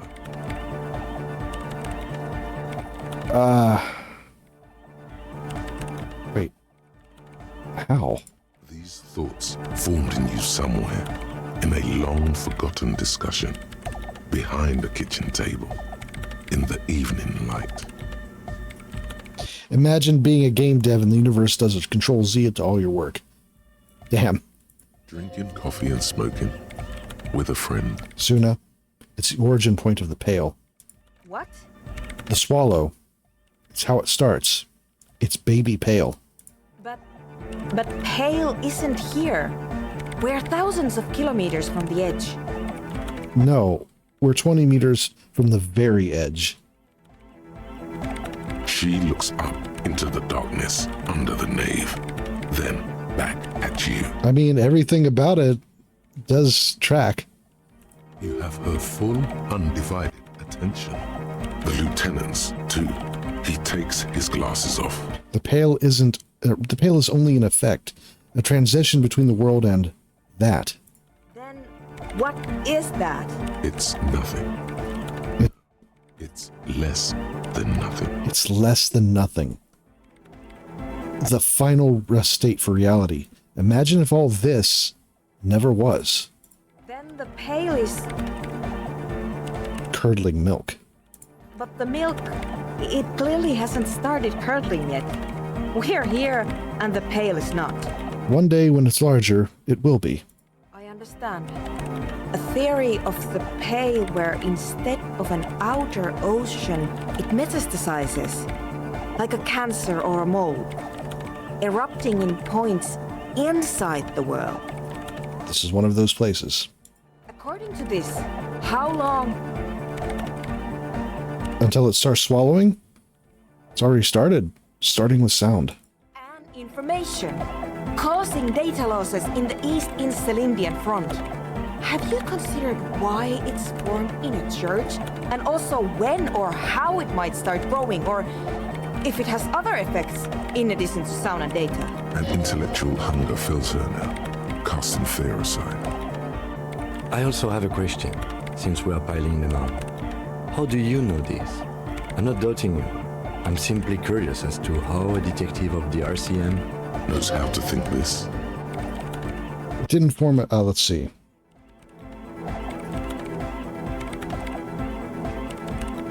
Let's see. It didn't form in a church. The church formed around it. Of course! A pine wood sarcophagus, or a containment facility of some kind, built by the first settlers. Yes, acting on an instinctual level, or religious practices we've forgotten. I have considered the same. The bad news is, there were 7 pinewood churches built in the first decade of provincial settlement. Most of them were burnt down during the revolution, or repurposed before, during the suzerain. I'm not saying all of them have one in them, but... Let's see. All the failed business-doomed commercial areas. Oh. God damn it. Are you telling me there was an actual reason?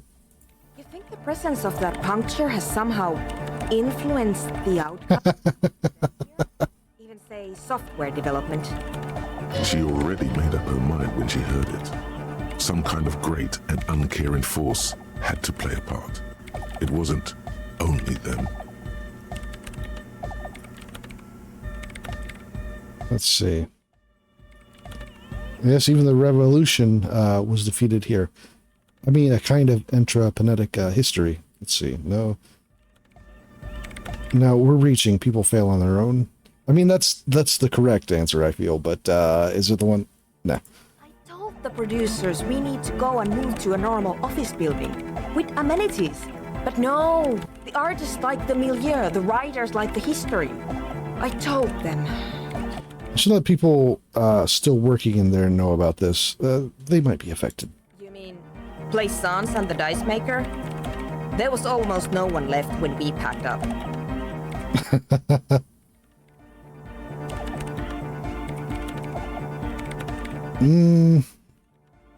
I guess they both deserve to know. Then go tell them. I think I've had this thought before. That's how I know. An amateur anthropomedic police officer. I'd like to say I've heard stranger things, but I'm not sure. This is a hell of a guess, however.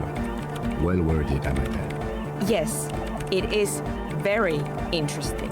But I wouldn't say you know. This is a guess. One that's going to have to be proved by anthroponetic scientists. One day all the world will be that 2mm hole. She falls silent. The wind blows in through the hole in the stained glass window, cold. I'm going to leave that out. But the rest? Some of this I can use to start to explain this to the rest of the team. Ma'am, you will certainly, son, ma'am. One more thing. Maybe a club for anodic music isn't the worst thing you can erect around this particular point in space. Let's see. Perhaps not. Yeah! Once the light is on in the universe, it will never go out! Tell them the world is ending right next door. Thank you, Waghead. Let's leave it at that, shall we? We have an anthropogenic detection to perform in this district. That's true.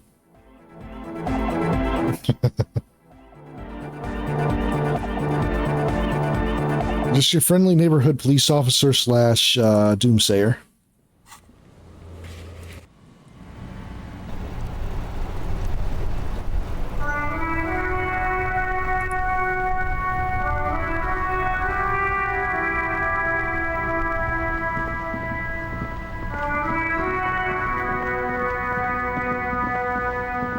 Alright, is there nothing more I can do for you, actually? Hello again, sir. Composure. Okay, I'm going to deduce something now. You felt. She waits intently. I'm a detective, and I deduce that you are a girl. Come on, anyone would notice that. My Dick Mullen book ripped before I could get to the end. Do you know how? Do you know what happens? Which book was it, sir? The Mistaken Identity. Oh, I'm very sorry, sir. I haven't read that one yet. I wish I could help you. Aw.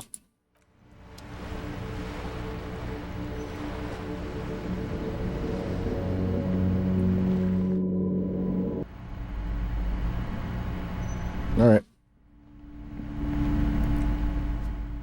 Time to add to her paranoia. Hello again, esteemed officer, and welcome to Crime, Romance, and Biographies of Famous People. I have to tell you something. I found the actual source of the doom. What do you mean, the actual source? Earlier, you told me there was no curse.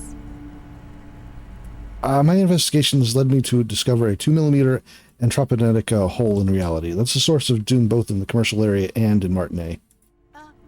A what? A tiny hole in reality. It may be connected to with the Pale, an origin point of sorts. It would explain why historically so many things have ended in failure here in Martinez. Ma'am, what he's saying is true. We found an anthropogenetic anomaly in the small Pinewood church down the coast. I don't mean to be an alarmist, and more research is needed, but it's not looking good. But that's not in any of the ancient texts. How am I supposed to protect my bookstore from that? Tell her the truth. It's out of her hands. You can't protect it, not against Pale. Close up shop and try to get you can protect it with hope by refusing to give up. That's what people have done in the past by building a church, place of worship around this thing. I have to find your own answer. I'm going to say the second one. You're right, officer. I can't just leave everything. After all this work, this little bookstore has become the corner store of our neighborhood. I can't just jump the ship and leave. Besides, didn't I have some Sailite hope catchers around here somewhere? I must find them. Everything will be all right if I can just find them. Thank you for your help in any case. You're welcome back here anytime. Do you have another copy of this book? Sorry, sir. Some of these old paperbacks just don't have the durability. I would be happy to sell you another one, but unfortunately, it's the last copy we had in stock. Okay, what's going on here? Wasteland of Reality still got 10 hours.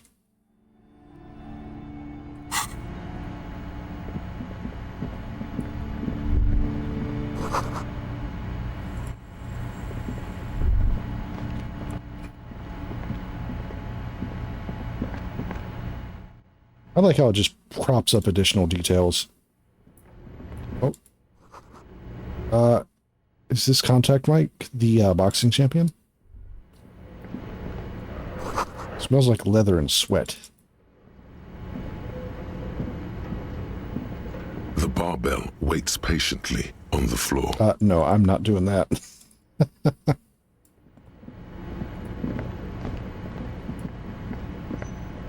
Oh, Kim. It's dark. And the flashlight works a lot better if you hold it in your hand. Flashlights go in hand? Stare at your hand uncomprehendingly. Fair point, yes. Right.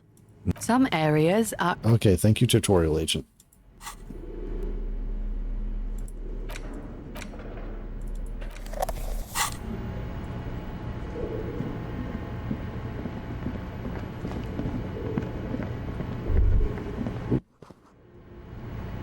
But where are the clothes it used to display?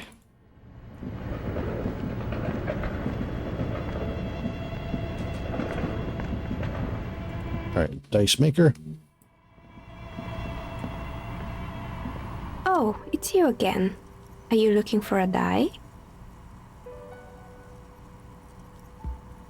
Why hasn't her business failed? Okay.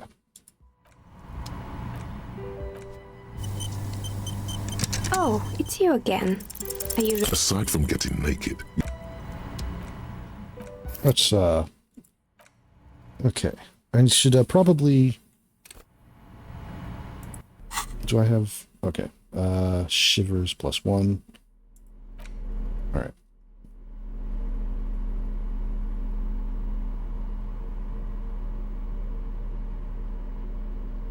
+1 shivers on that.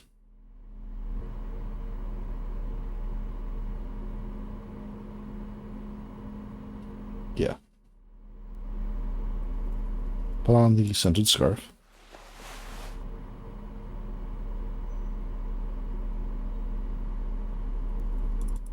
Okay. For the esprit de corps.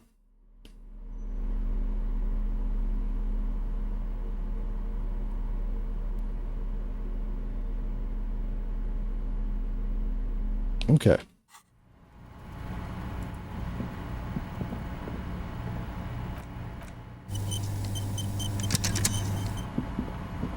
Oh, it's you again. 72%. A gust of cold air sweeps through the chimney. The stones and minerals on the shelves rattle as though agitated. For a moment, it almost feels as though you're outside the building, exposed to the atmosphere. The curse is real, and I figured out why it has spared you. Didn't we already talk about this? It's because you're not in the same building as the others. This isn't technically the doomed commercial area. What are you talking about? My address is exactly the same. Rue de Saint-Guérin 10. No, the old coal plant that used to be here was subsumed into the new venture. Its ruins swallowed up. Yet it has a different address in the heart of the city. No, this used to be a coal plant. Touch the safety curtains. You're in the chimney of another building. This doesn't make any sense. Are you saying my business was spared because of a technicality? Where is this coming from? Just using logic. It's windy in here. Probably haven't properly sealed the chimney crown. Let's see. Has a different address in the heart of the city. Yep. You're right. I should take a trip to the roof once the snow is gone. Does it mean that I'm safe from failure? Don't let her become complacent. She still needs to ward her soul against the evil forces. Let's see. No one's ever really safe from the failure. She starts laughing, her fingers trying to rub away the exhaustion from her face. Let's see. What? Do you know what this is? Piece of metal shining on her index finger. I don't care what it is. I've only come to tell you that you haven't failed yet. No, a lucky charm? It's a mourning ring. I made this when my first company failed. It was a small jewelry shop right here in the East Delta Commerce Center, built with the little I inherited from my parents. I drove it into the ground within a year. I didn't have what you would call a viable business plan. Why are you telling me this? It wasn't just a jewelry shop either. I always thought that it was just the world you were supposed to try again and again until you finally succeed. And now you're telling me what? That it was all because I didn't run my little shops and ventures from a dump inside an abandoned chimney? Yes, coincidence. all the safeguards. Okay, don't call it dump. You've made it nice and cozy here. Yeah. Or maybe it's the entire world that's cursed. It's such a precarious place. Nothing ever works out the way you want it. That's why people like role-playing games. You can be whoever you want to be, you can try again. Still, there is something inherently violent even about dice rolls. The violence inherent in the system of dice rolls. The violence inherent in the role-playing system. Yeah. It's like every time you cast a die, something disappears. Some alternative ending, or an entirely different world. What a sentence, right? But anyway, thanks for sharing your theories, officer. Let's see. I think I found the actual source of the curse. You mean the curse that I'm spared of because I live outside its immediate reach? It's a bit more complicated than I first thought it would be. I'm listening. There's a 2mm hole in reality, located in a church on the other side of the canal. I think it may be related to the Pale. Excuse me? A 2mm hole in reality? This can't be true. I'm afraid it is, ma'am. Sona Lukanen killed the former lead programmer of Fortress Accident made the discovery. Sona is involved in this? So it's even worse than I thought. It's not just the commercial area that's cursed, it's the entire world. She looks outside the window where daylight has filled the yard. Let's see. What? No, I wouldn't go so far to say the entire world is doomed. Just Martinez? In any case, thank you for stopping by. It's good to have an answer, even if I can't claim to understand it fully. Of course. Tell me what you have in mind. Let's see. Do you have any cursed die? Tell me what your most extraordinary die. Let's see. Normal die for me, please. Very regular. Rule untethered setting? I want to die for that. Ah, yes. Fortress Accident. It's too bad they never finished their game. The Wiro untethered die is a variation of a standard role-playing die. Only, instead of plants, it uses motives of ice and death. And loss, of course. Ice, death, loss. Sounds like you. I'm thinking something made from alligator jawbone, cast in black resin. The reptile bone is as white as ice and dead as, well, death. For 7 real, I could have it ready in 8 hours. Yeah. Let's see. It's a deal. Great. See you in 8 hours then. Was there anything else? Yeah, I'll head out. Okay. Well, I got a level off of all that. Well, actually, I got a couple levels off of all of that. I feel like I should probably reign, she works fast. 8 hours? Yeah, that's pretty fast.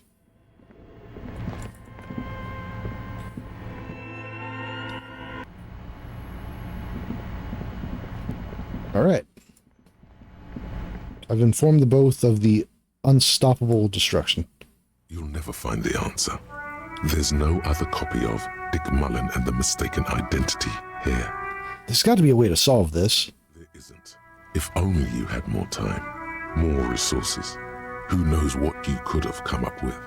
Maybe if there had been more money and less speed. Man, what a disappointment.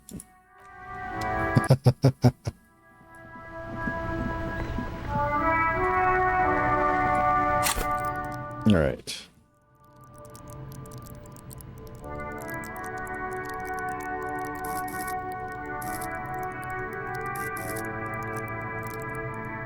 Was it perception?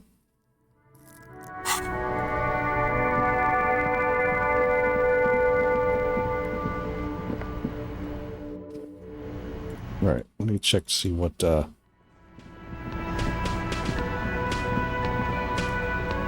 Always a pleasure. I mean, officers. Composure. It was composure. Alright. Will I ever be able to dress like a normal person again?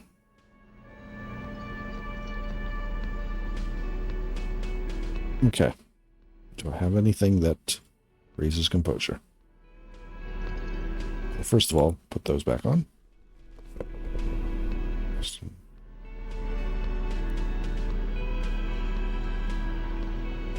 Pain threshold.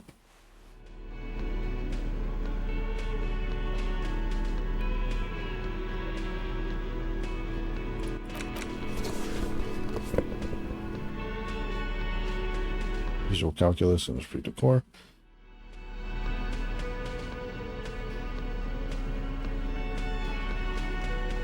Logic shirt.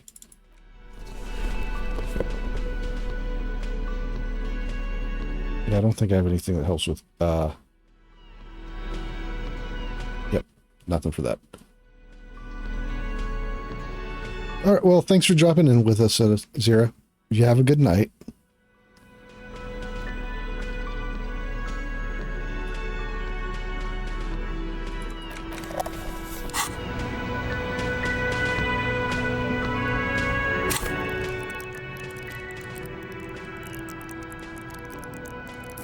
Alright, let's raise up composure.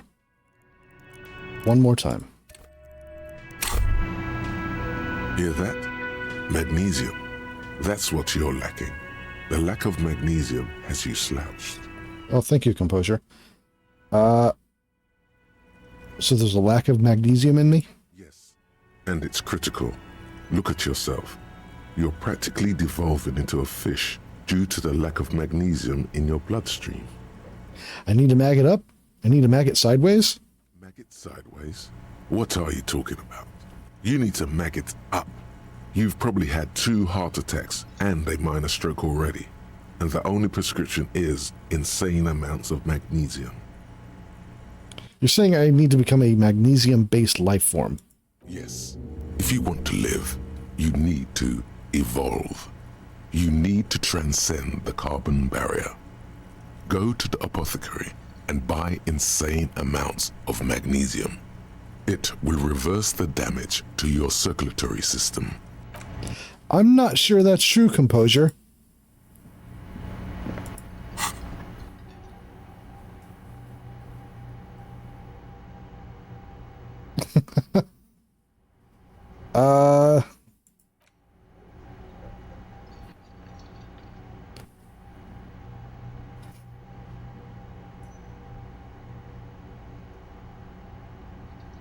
Yeah, no.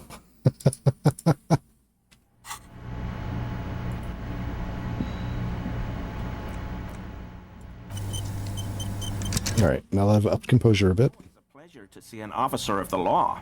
I mean, officers. 83%. Alright. That shirt looks very uncomfortable on him. Look at the buttons, barely keeping that thing together, as if something is ready to rip out from underneath. Something worn underneath it? Yeah, I grokked that he was wearing the armor under his clothes a while ago. Yes, like a piece of ceramic armor. One that makes a clicking sound when the plates meet each other, resembling pearls or marbles. Stolen, yep. Corpse in the yard near where he lives. I see you're a connoisseur of high-quality combat gear. I knew you'd figure it out, officer. I'm sorry I didn't tell you at once. I was ashamed of what I did. And I didn't want you to know. See, thin layer of interlocking plate covers his gaunt torso. We're not detecting falsehood, sire. He's gearing up to admit the truth. This shame is surprisingly sincere. Gary, what's going on? I took the hangman's cuirass. I didn't mean to. God damn it, Gary. I know. I know. Shame on you. Give the cuirass to the officer at once. Gary didn't mean to interfere with your investigation, officers. He's just thick-headed and poor as dirt. But he's always helped us, given us a place to stay. And he's followed Morel into God knows what jungles.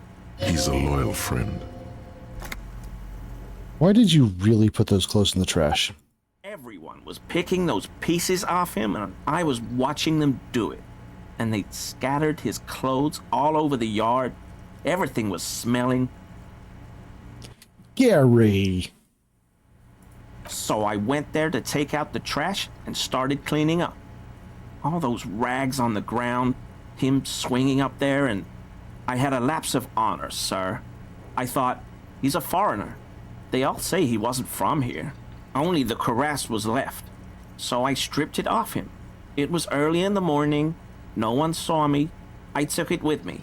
It was a mistake. Had I known it'd give you guys trouble, I wouldn't have... Fuck.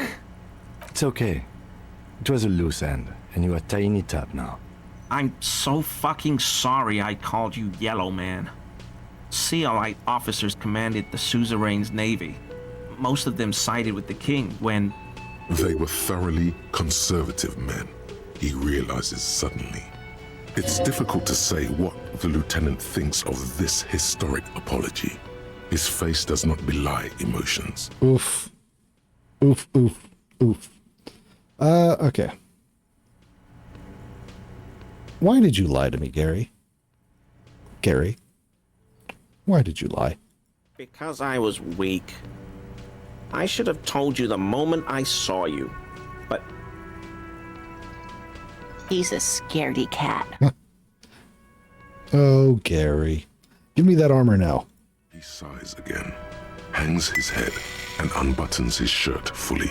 A cuirass that matches the dead man's boots comes into view. Soon it is in your hands, smelling of his sweat. Do you know who killed the hanged man? I always thought it was the Union, but I sure as hell won't go around saying that anymore. You have my word. I don't know, and I won't be running my mouth on this subject anymore. This is all he knows. Are we done here, Gary? Yes, absolutely. I will never do anything like this again.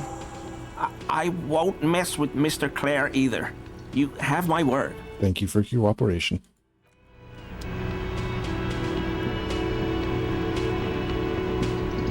Hello. Lena and I were just discussing the design of the new trap. Let's see. Did you know Gary was hiding the armor? Hell no. I had no idea. And I'm still cross with him, to be honest. It's not like him. He's got his quirks, but dishonesty, disloyalty are not one of them. Thanks. He's still glad his friend stood up for him. Okay. I'll get going. Oh, hello, sweetie. So nice to see you again. I think that's it. Let's see.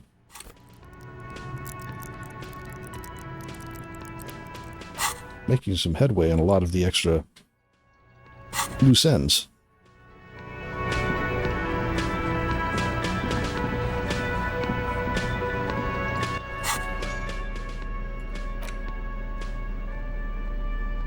Wow, really?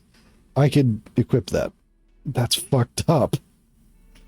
I feel like that should be shipped off. For many reasons. Yeah, I'm going to ship that off, if it allows me to.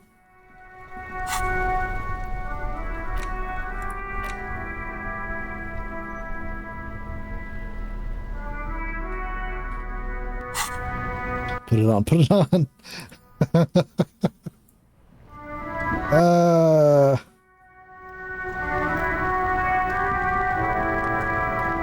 God damn it. What does it even do to my stats? Volition, minus empathy, pain threshold. Nah, I like my jacket more. Sorry. Inside, you see a set of steering levers, a radio microphone, a pull-out toolbox, and the soft glow of the fuel preheater gauge. I will not submit to the tyranny of the chat room. Radio again. This is Precinct 57, how may I assist you? Let's see. Alright. Sylvie. Firewalk. No? Okay. 57. In the cabin, So I can't ship it off? Do I talk to Kim about it? Is it even a thing I can do? Yes. No? Really? Nothing?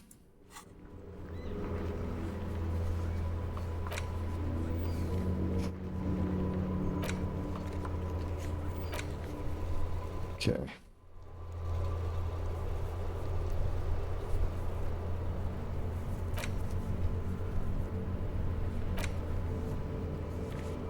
Help Reavers.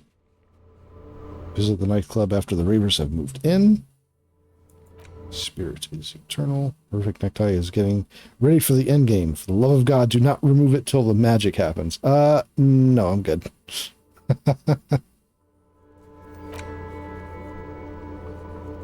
Ballistics analysis on the bullet. Oh, right. I need to do that. I forgot. Completely forgot. I've had this bullet in my inventory for a while, and I was supposed to wait until Kim got here to interact with it. Spoils of investigation. It's mine now. The bullet is still safely sealed away in a plastic bag bearing the RCM stamp. Take a look at this. It's a jacketed bullet close to 5 millimeters in diameter. A jacketed bullet. Okay. It would have been shot from a military-grade breech-loading rifle, not from a muzzleloader like those typically found on the streets of Martinez. Highly unusual. The people of Revachol haven't carried breech-loading weapons like this for nearly half a century. Even the RCM uses ordinary unjacketed conical bullets. This is strange. Very strange.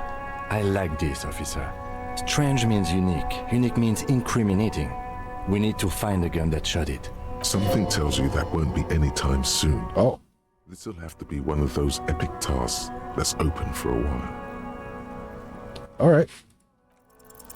You can't remember. Are you... What makes you think you're going to remember arcane firearm models? Okay. Hand-eye coordination. That's lovely. Okay.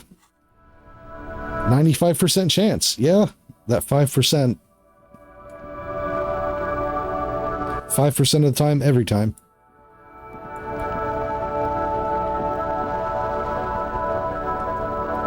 Okay.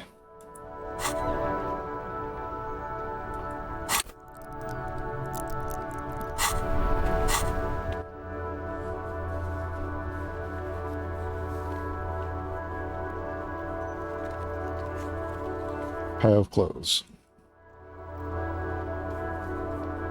Map.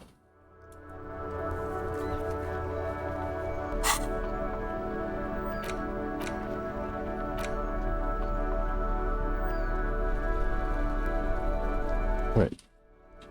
What was I checking there? Okay. Pile of clothes is down here.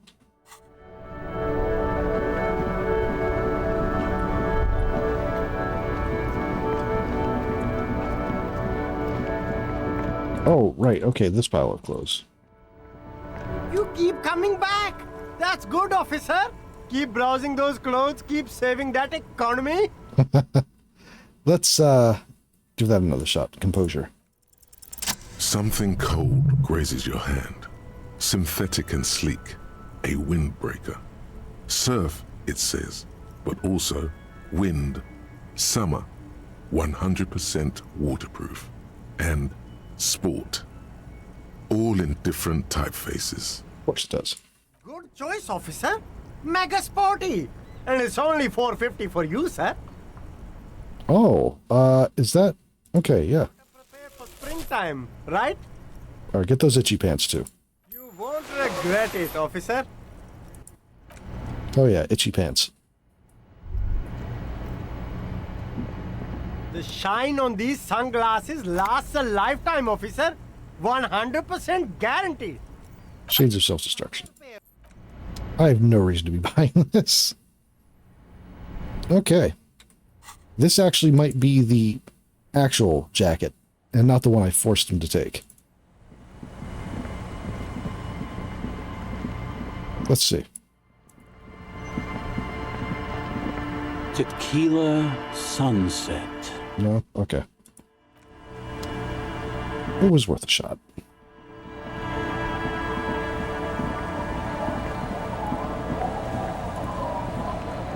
Alright, is there anything else that I can do? And last time I was really just pressing to get through that area. But now... Alright. You know what? I'm just going to go ahead and press. To the pain.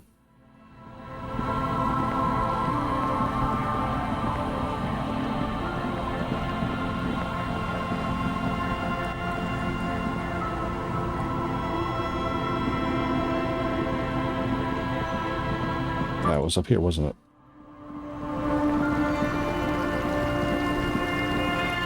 Yep, over there.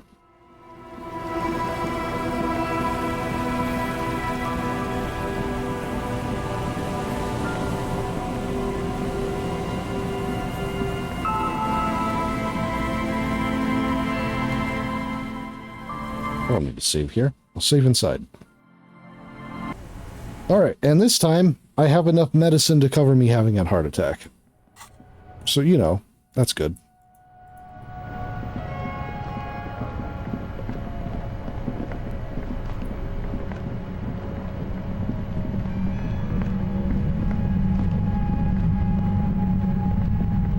Alright, as soon as I enter this room here, I believe... Alright, so I'm going to try to speed through the, Oh, it's the next room. Okay. What? Your entire body is paralyzed. Aggressive. It's like 1,000 radio stations are being... I know you're feeling pretty uncomfortable right now. Can't say it's a pleasure. As she says the word, officer, you feel it. No, buddy. That's not going to help. You can't shield yourself from this. It's an entirely new type of experience. Way worse than all the previous ones. An entirely new type of experience. Damn. Let's see.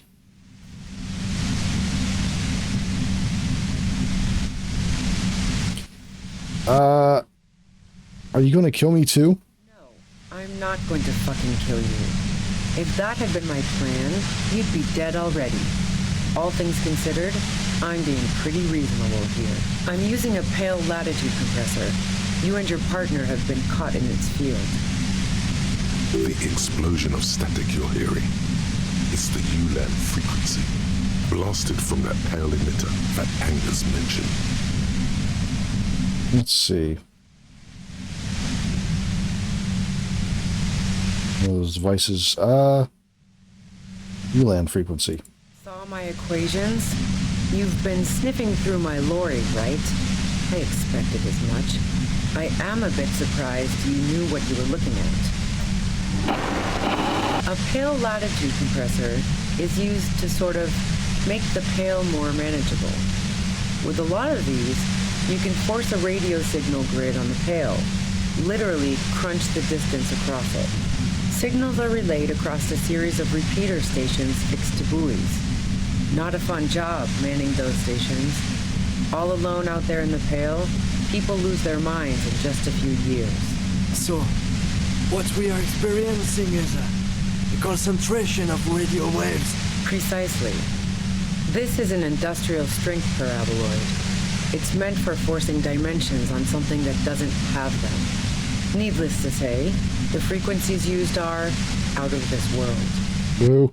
At the upper limit is the large prime number generator station. It's used specifically for pale latitude compression. That's why you may be hearing some numbers. But you might also hear, or think you're hearing, local radio chatter. She likes telling you about the machine. Keep her talking. Look for an opportunity to break loose. Let's see. It'll be like this forever? Once I shut down the compressor, the pain will end.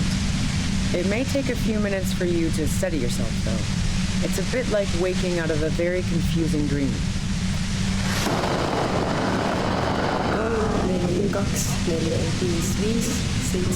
It's great, but let's talk about the man that was killed. Yeah, let's not talk about that shit. You were hunting me and fell into my trap instead. So she thinks of you as hunters, not the cops, and of herself merely as prey. You experienced the compressor yourself? I stuck my head in there before using it on you. It seemed like the ethical thing to do. Can't say that I enjoyed it. The field was weaker, but I can imagine what you're going through.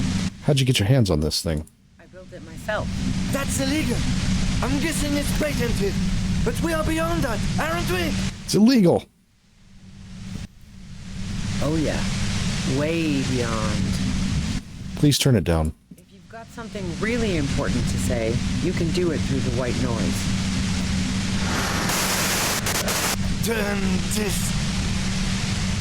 God damn it. Fine. If you really want to talk, I can dial it down. I've also got a gun, by the way. She's doing it against the law. It's true. The gun she's carrying is a 2-barreled front loader, not like the murder weapon. Well, it doesn't feel much better, but you can form sentences now. Thinking doesn't seem to hurt as much. There's only 3 meters between you and the machine. If you keep her distracted for long enough, maybe. Be careful when you make your move. That'll be it for questions. Bide your time. How did you know we were coming? I heard you in the passages, and I've been preparing for quite a while. By hiding bullets under the floorboards? So you found my shack, huh? I'm not surprised. Her tone is bitter. She thinks she's been betrayed. She didn't rat you out. So nice. As opposed to the other knives she's finding there now. Hardy for one. Why hide the bullet, though? Could have turned out pretty bad for me if you hadn't walked right into 25 bands of ultra-high frequencies. As her admitting the bullet was an emergency exit. Did you shoot Lely? No, I didn't do it. I only helped stage the lynching, though I doubt that makes much of a difference to you. Who ratted me out, by the way? Was it Titus? No, he wouldn't have broken first. Clausia was the first to share her suspicions. I knew the kitten had claws, but not like this. But she couldn't have known I was on the coast. How did you find me? Let's see. Your own boys, let's see. Told us you were on the coast. My boys? Let's see. Yeah, the ones you poached from Titus. And Titus himself. What is this? I thought Titus and I had a decent collegial relationship. Oh, doesn't even matter. How can they be my boys when they're not even my friends? Those guys liked me, I know it. This is what happens to people whom people like. How the fuck do the rest of you get by? It wasn't personal. I opened them up. I did, didn't I? Now you've come for me. Fuck them all the same. That did make her forgive them a little. Did it by asking questions. Let's see.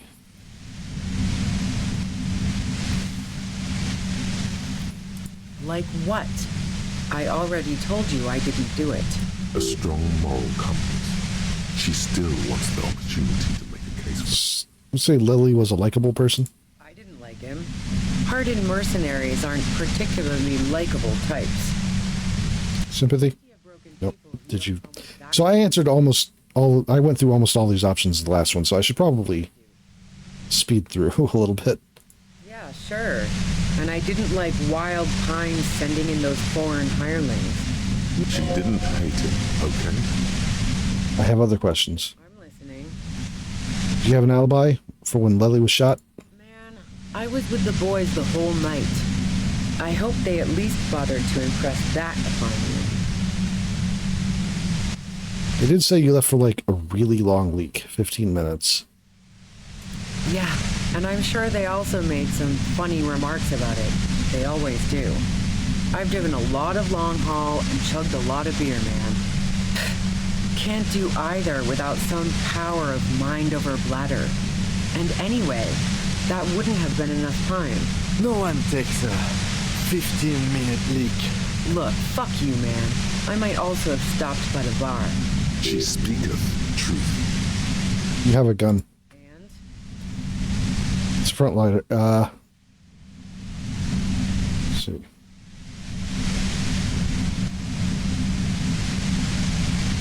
I see it's a front loader. Do you have another gun somewhere? Sure don't. A breech loader? No. This is such a wipeout. Where did you get it? The gun store. What gun store? Trigger Happy Jacks. Really? Trigger? What did you think? That I'm going to squeal on my gun supplier? Sorry, I'm not that kind of gal. What kind of gun is it? A Noctway 80 front loader. 2-barreled. Not really what you were looking for, I'm guessing. That isn't it.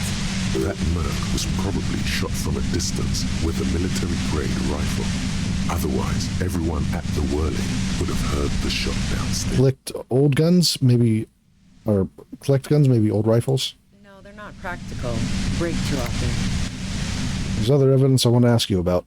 Yeah, evidence. Trigger Happy Jack is a good name. Did you leave any flowers for Clausier on the roof? No. Gifts of flowers and candy aren't really my style. Let's see. They were symbols of revolution. So now I'm leaving revolutionary symbols around? Come on. Clausier was mourning. I never did understand why, when someone dies, a hothouse is worth of flowers. Okay, so you didn't leave the Maybells. No, I did not. You've been running drugs for the Union. I've been through your lorry. Heart of Gold Tommy fucked me over too. That really comes as a blow to her. No, you didn't. I found my own way in. Okay, great. Beneath it, she's relieved Tommy didn't betray her. You had a financial incentive to kill the Merc. Man, it's to get away from all that murderous shit that I left Jamrock, my previous employer, for the Union. She deliberately avoided naming the mob she worked for. You might be able to find this out later. I got lucky being a dispatcher. Never had to do any of the really dirty work myself. This gun has only been used for self-defense against serious scum.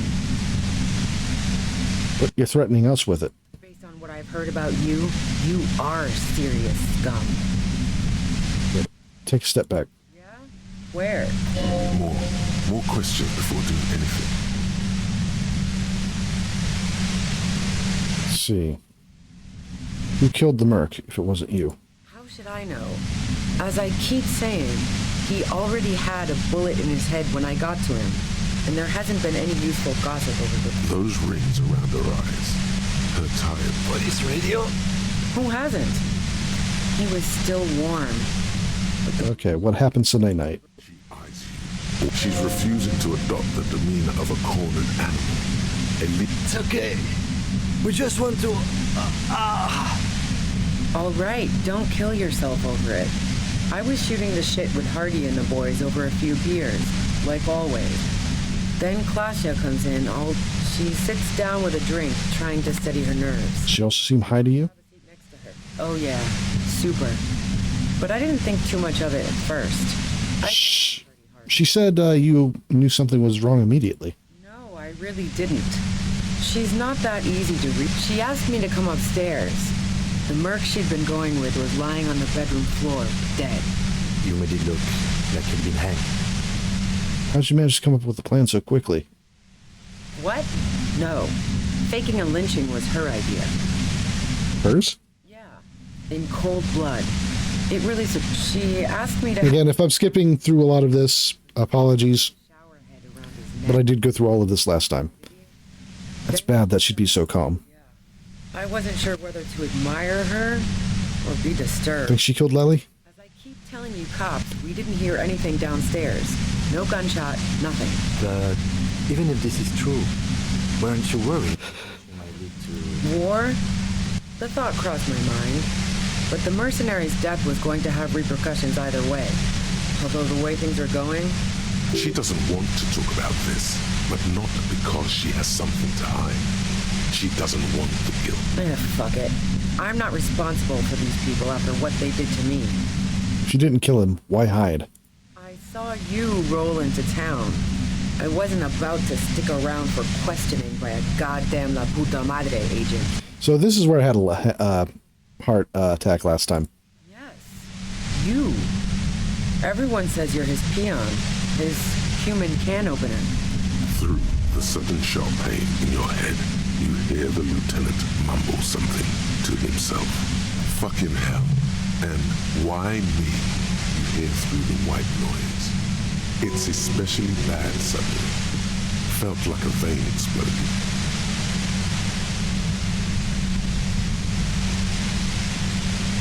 Let's see. You're trying to throw me off. Oh, yes, they do. The cops, the criminals. Why do you think I'm holed up in here with a goddamn death ray waiting for you? If she knows that about you, she must know your real name too. Tell me, what's my name? If you know that about me, you must know my name.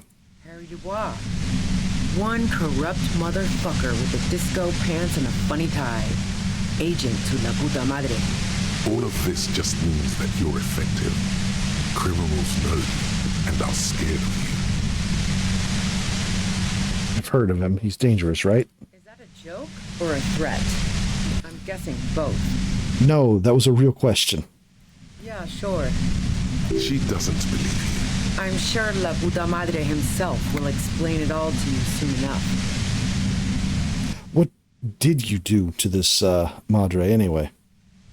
You've been to my lorry. You think the biggest player in Jamrock appreciates competition? And now I have Harry Can Opener in my lair.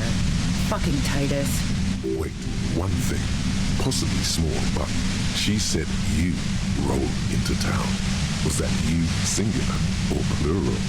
She might know something. When I came into town, was there anyone with me? Yeah, you had your death squad with you. What happened to them anyway? Who's in this squad? Well, it wasn't this scrawny dude. You had two guys and a lady. The guys looked pretty buff. Lady wasn't bad either. What else can you tell me? One of the guys seemed chipper, a blonde. The other had a brooding something or other about him. And the woman was the only one in uniform.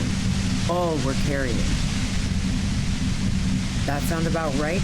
No idea who these people are, literally. Satellite Officer Vic Mayer looks out of the window grimly, then puts his coffee down and turns to Patrol Officer Minnow. We could either take a room here in the whirling or go home for today. Let's go home, Jean. Nothing's going to happen today, she responds quietly. Jean takes his blonde wig off. Call Heidelstam. He can give us a ride. Let's see.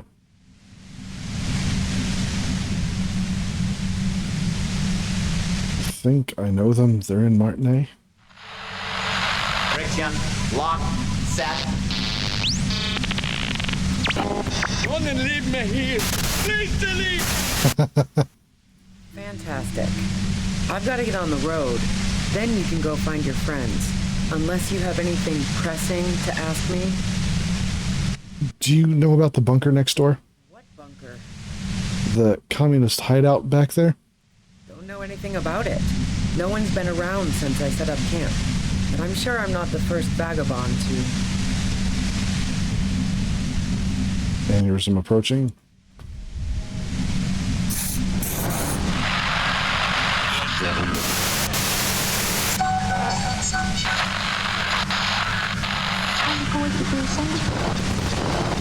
Screw it. Let's go for it. Coin flip. Oh.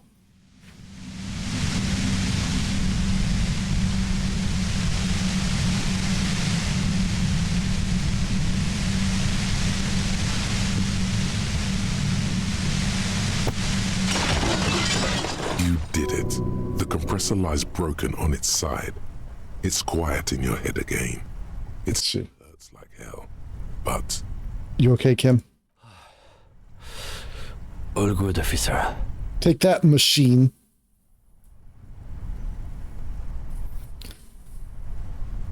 She looks at the machine, assessing the damage. Her hand trembles. Oh, fuck it. Oh, shit. Okay. Oh, no. Oh, shit. Okay. I don't know if trying to question her will lead to her immediately pumping the bullet. So, okay. 72%. Here we go. She's truly desperate. Ooh, okay. She has no other options. You need to give her options. You know. Okay. We can still talk her out of it. This is how you talk her out of it. It's the only scenario in which she lives. Okay. Alright, just walk away. She stares at you, frozen, the gun still in her mouth, eyes filled with dark intensity. Then something shifts in her. Gratitude, doubt. She's still ready to go. Her neck and shoulders relax, and her grip on the gun loosens. You don't have to do this. You're not cornered. I'm letting you go. Day of miracles. I'll take it. She runs past you, then past the lieutenant, and disappears into the darkness of the tunnel. Yeah, it was either not destroy the machine and let her go, or destroy the machine and let her go, pretty much. Either that or she's dead, so, yeah. Good call. Thanks. I would have done the same, had I not been incapacitated. He couldn't take it like you. It irks him. Then he gets over it. Yeah, close call. Let's see. I think she didn't do it. Her tent. We should check it out.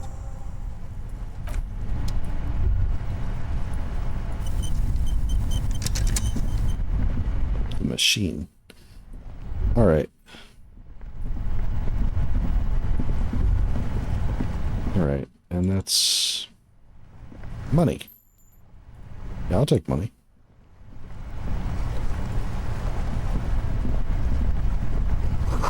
Dark water trails in distance. There's no way out that way. Cooking utensils. Follow me. Alright, the tent itself. The plain red tent stands by dispassionately. Look inside. The tent looks old, but well maintained. In the darkness of the tent, a rolled-up sleeping bag, cooking utensils, some books, and a kerosene lamp. It reeks of cigarettes. Look at the books. Assorted soft covers, mostly pulp horror. A motor carriage lies buried in the snow on one cover. On another, a ghost airship. You also see a collection of radio enthusiast magazines. See anything? Sift through the magazines. Rager Monthly, Journal of Material Science. More Technological Digest. One of the magazines doesn't have images on the cover. It's not a magazine. It's a leather notebook. A notebook. Take it. You pocket the worn brown leather journal. A trusted friend left behind. We should read this immediately. Like, right now. Yeah.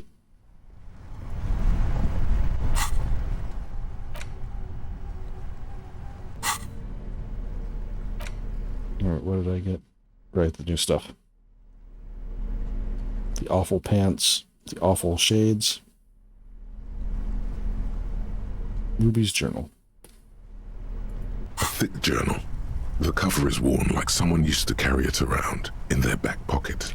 Examine that cover. It's made of full-grain leather.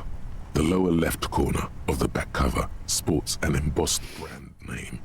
Schneller. Schneller is a stationery brand from Gottwald, beloved among architects and engineers. She's got good taste and must have taken whatever she recorded here seriously. Unwind that strap. The journal falls open. About 2/3 of its ruled pages have been filled. Study the handwriting. The large cursive of someone who writes quickly and confidently. All right, flip through. It's a mix of logistical notes, diagrams, and personal reflections, all dated. It's good she left in a hurry. We could learn a lot from this. What kind of logistics? Hard to tell exactly. It's mostly noted down in code. Looks like contact information, quantities, directions. There could be useful information about local operations in those notes. We have a junior sergeant at my station who's good with codes.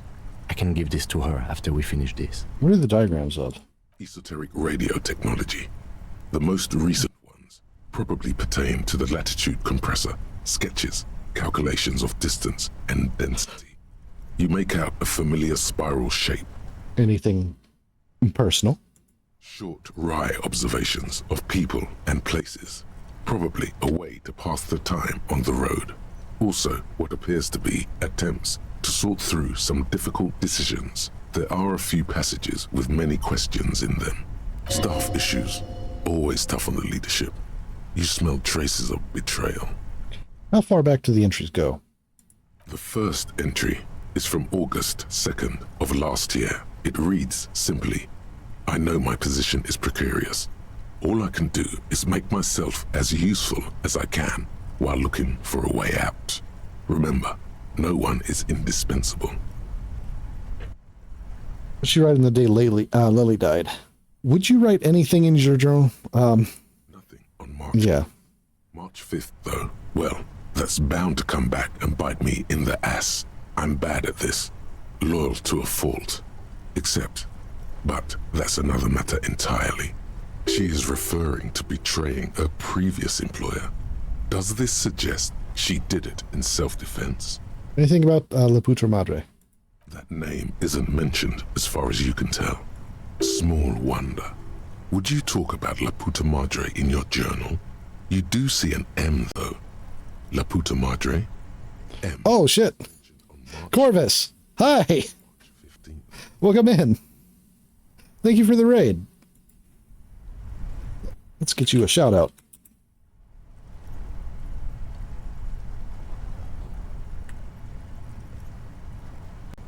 There we go. So we're playing Yu-Gi-Oh! Master Duel. How'd it go? How was your stream? Thank you.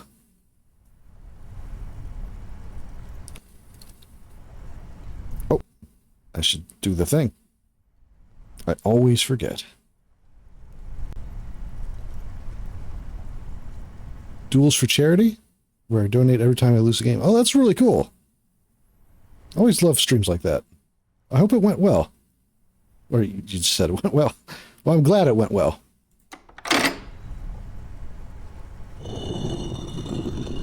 All right. Welcome in, Raiders. I am Ken. I'm your local Insomniac furry Vox VTuber. I play RPGs, sometimes other things, but mostly RPGs. Usually on Tuesdays and Wednesdays. I like a lot of CRPGs, a lot of JRPGs. And I like, well, I love tabletop, especially. Oh yeah, Kim is an absolute treat. He's so well written. Like, you feel his, generally this game is just well written. But yeah, they made him very charming. A very nice character to bounce off of, being a complete freak.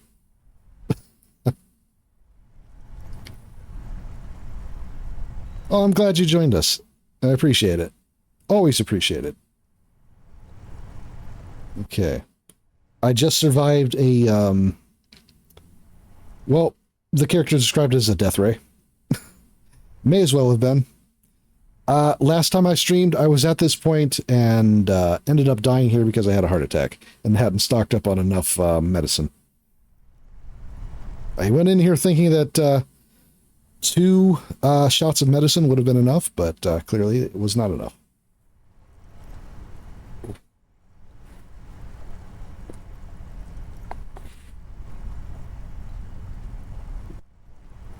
I'm running a high logic build. So trying to play the game as relatively as a detective.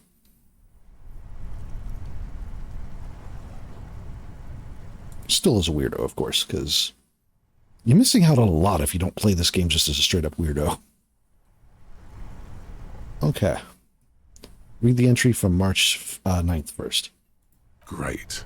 M's peon is coming to town, no doubt to investigate the lynching. But also, I feel it in my gut to finally put a bullet in my head while I'm napping in my lorry or on a smoke break. Well, I won't stick around just to twist my own neck by constantly looking over my shoulder. Then again, isn't that what I've been doing ever since I got the call? Were you supposed to find her, even apart from the investigation then? On M's request? No, you wouldn't do something like this. This must be a mistake. Let's see. This is a coincidence. I would never kill people for a mob boss. I don't know enough about my own history to say that for certain. Am I sure this is a mistake? Look at me. Whatever you may look like, you don't feel like a hired assassin. Read entry March 12th. Been holed up here for 3 days now. I'm used to being alone and all, but I don't know when I'll be able to leave. Oh, thank you for following. I have anonymous follows. Feel free to speak out if you wish. If not, regardless, I appreciate it. But experience tells me. Hello, Dev Hero. Welcome to the chat.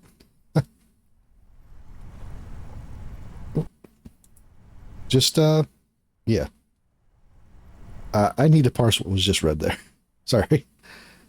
Been holed up here for 3 days now. I'm used to being alone and all, but I don't know when I'll be able to leave or if I'll be ratted out. They will rat me out, of course. I've made it a point to believe in the best in people, the boys, for example, but experience tells me... Did M feel truly betrayed by me? I was feeling threatened. He'd have to know if he threatened people, they'd take measures to protect themselves. Even I know that. Economic measures, first of all. Gotta make a living, right? I can still hear his voice in the receiver. Taste the plastic.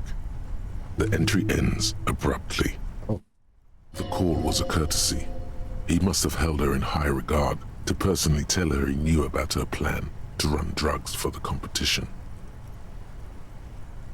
Let's see. Check the cover again. Thick journal bound in brown leather. Okay. I thought maybe there might have been more since it came up as a new option. What's the most recent entry? The most recent entry is from today. It reads, I hope everyone's having a good night. Even when I leave here, I leave here alive. What's my next move? Staging a lynching is a crime, even if I'm not accused of murder on top of that. Forever on the run. Not really my idea of the open road. Man, I was really looking forward to winning. It looks like she might have been framed. Yeah, but she does seem a bit like a scapegoat. That would be a first, or a fourth. But who's counting, he thinks. Very rarely does anyone actually get framed. If she didn't do it, then maybe it's good that we didn't catch her. Let's see. Am I really a La Putra Madre agent? No, I don't think you are. Ask someone in your precinct if you want to be sure. He truly does not believe you are. Perhaps he shouldn't be so trusting. If she didn't do it, then maybe it's a good thing we didn't catch her. I wouldn't go so far as to say that. We have other reasons to arrest her. Besides, I'm not sure her life as a fugitive is going to be much better than we does. Especially if she has problems with the Madre. Oh, completely forget myself. Right. Raiders. As I said, I deeply appreciate the raid. If you need to jet, if you need to take care of yourself, do some post-stream care, go ahead and do that. You probably should take care of yourself. It's far more important than sitting around in a chat. But again, I deeply appreciate it. Let's see. Then who do you think killed the merc? Could have been Titus. Then again, No one heard the shot. Maybe there's a Hardy boy we've yet to meet who acted as his accomplice. Either way, we need to keep an eye on him. One thing is for certain. We have business back in the whirling and rags. Questions to ask. We should get to it. We should. Okay.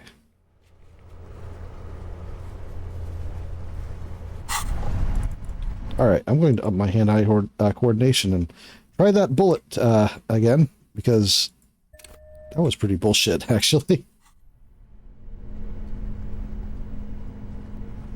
Okay. Interact. The bullet is still safely sealed away in a plastic bag bearing the RCMs. Let's see us fail in 97%. A rifle. I honestly...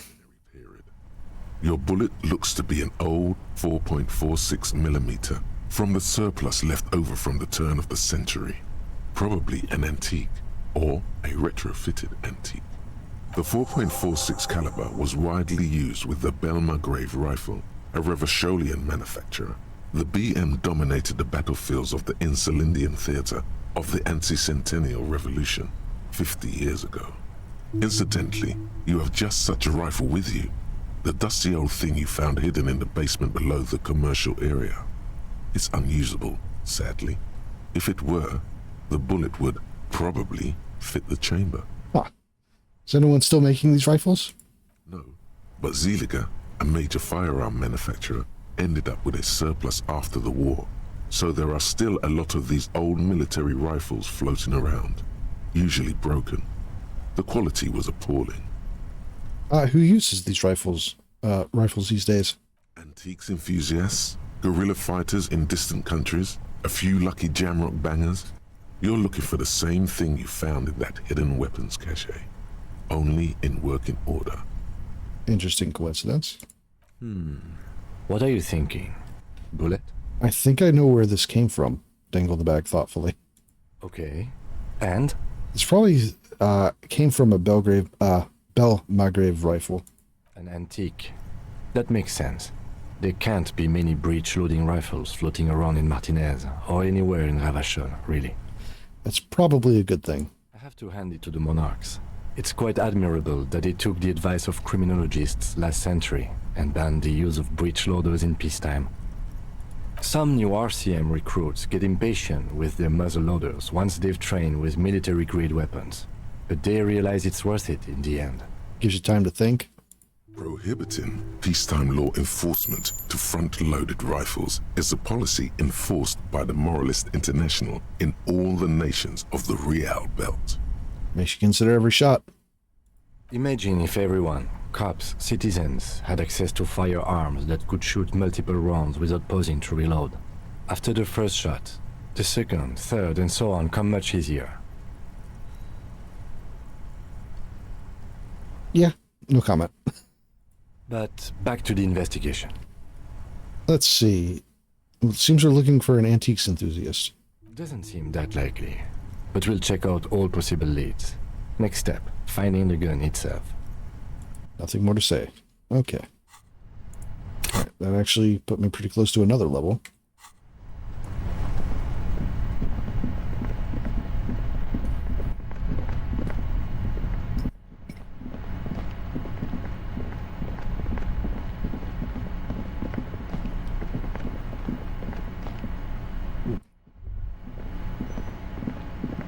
Right, I already did this up here.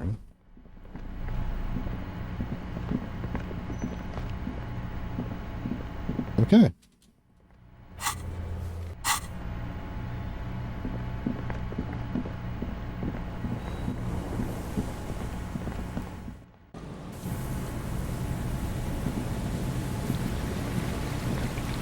Alright. I keep forgetting I have to actually travel to a, travel down a bit to get to a spot where I can fast travel from. It's a weirdly loose floating point. Well, no, it's this town specifically, so I suppose it makes sense, but it's still strange.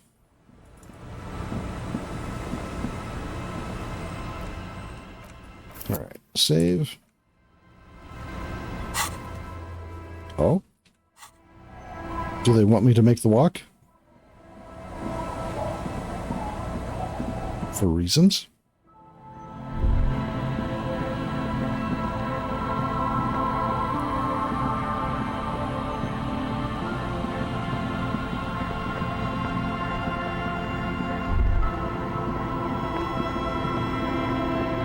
I guess they want me to make the walk.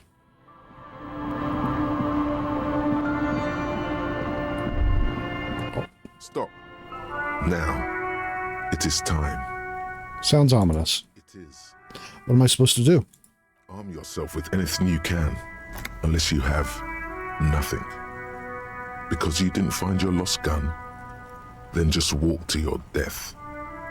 I can talk you out of it, whatever it is. You're too likable to die. Don't worry. I'm not sure I feel ready for what lies ahead. Then you'd better get ready. Whatever happens, I've got your back. All right. Yep, they did, in fact. Oh. Well, that's a bad sign. All right.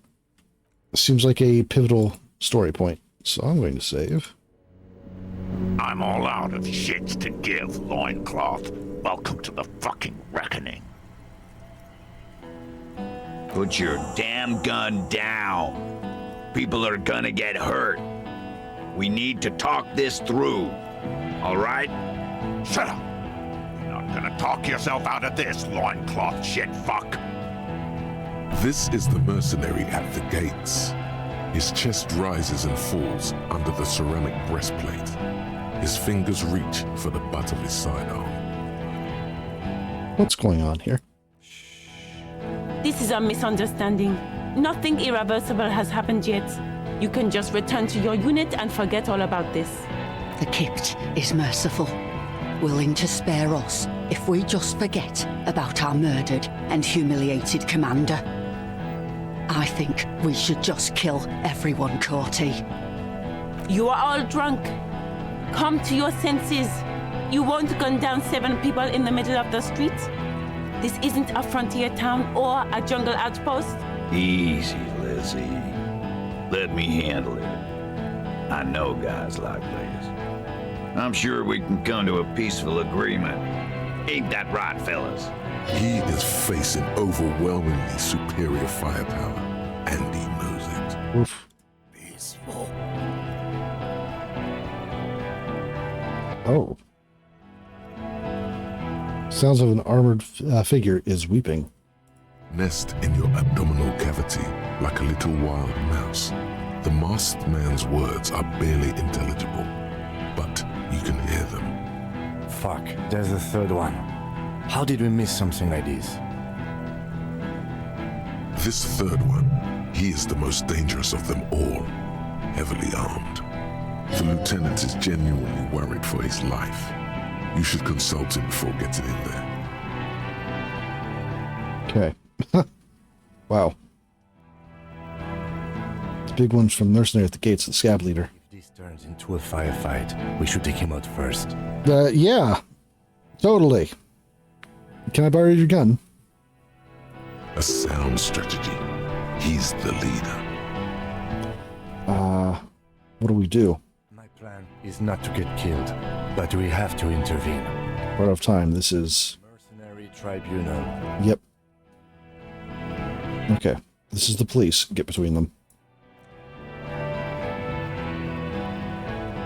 Get lost, comedian. You cops had your chance. Now it's fucking time for some justice. Licks his lips, waving his gun at the crowd. Losing his balance for a moment, he staggers backwards. Pig, fuck! Oh. I can see you're drunk. Let's see. Easy now. No one needs to die here today. You.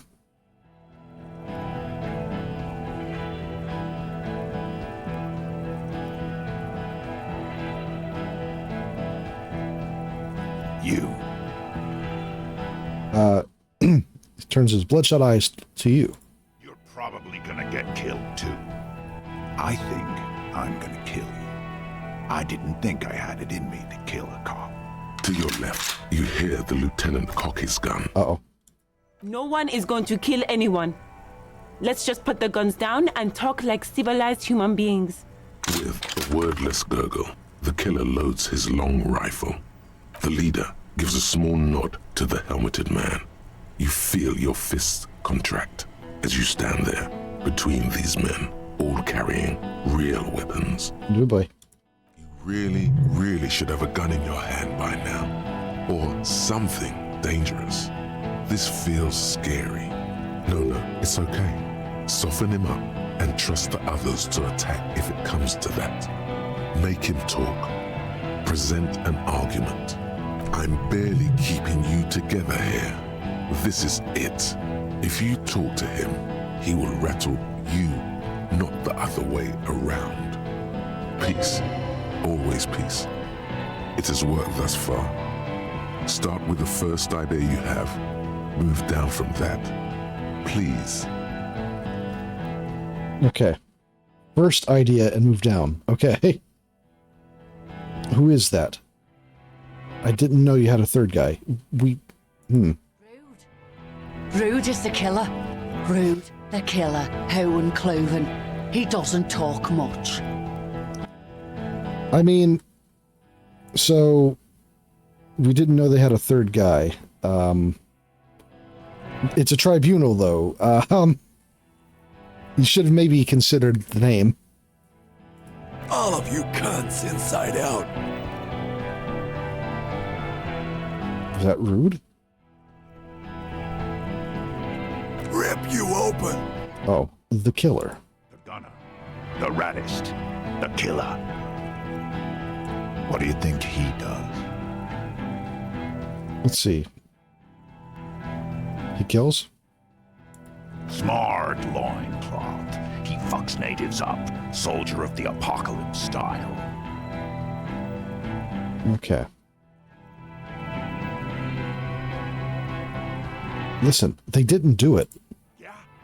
Who did that? I think it was Titus. Clausier, I think it was Ruby. It was me. Let's see, someone else. Someone who's not here right now.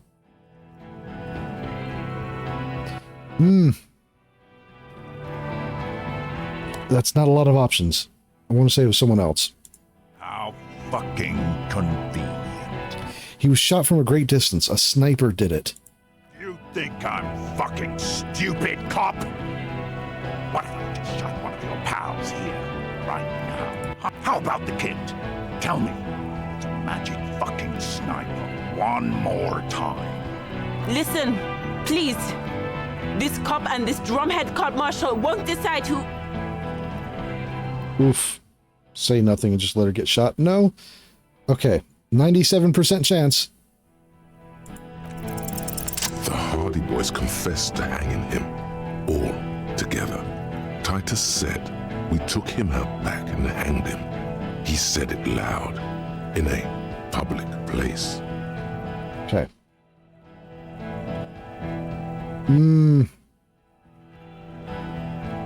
Both of these seem like bad options, but it was a 97%. Okay. Listen, he was shot. He wasn't hanged. You're lying. DePaul heard it. Doesn't move the weapon. A Kiel Model 40 revolver, 8 rounds in the barrel. The gun slowly sways in his hand from the inebriation. You heard wrong. She and these men have been helping us find the shooter. The hanging was a cover-up. When they confessed, they were lying. Oh. The shot rings in your ears, a low, tinny ring. Then the Hardy Boys yell something. The young woman stands and looks behind her. The shot has flown over her head, Ooh. a small pane of the glass window behind her. I missed. I know what I heard, Corty. They said they killed him. They said it was a good way to end a Sunday night. That doesn't sound good. You need to change the topic now. Okay. There will be another shot. Wild Pines Prep does not approve of this. Where's Classy? She can explain this. All right. Think of an argument. All right. Gonna go for the 83% chance. Let's give it a try. All right, here we go. This is an illegal tribunal. Krenner would never sanction this. Who's the commanding officer? Take it. You only have time for one argument. Choose wisely. Okay. Purnell does not give you the right to conduct a tribunal. That's the only one that seems related, really. The top one just seems like it would piss him off. Pops, you have no idea about the rights Crenell extends to us. Okay, I don't care. It's not okay to kill civilians and local law enforcement officers. Okay, what rights are those then? If I fuck and kill you, hang you to that streetlight by your shit pipes, then that's called a necessary display of force. No one's going to give a shit about dead loincloths. That's reality. Okay, it's not much, but he's thinking about something else, and his hand is off the gun. This did something. Okay. Why did I not find my gun? You're all drunk. Look at yourselves.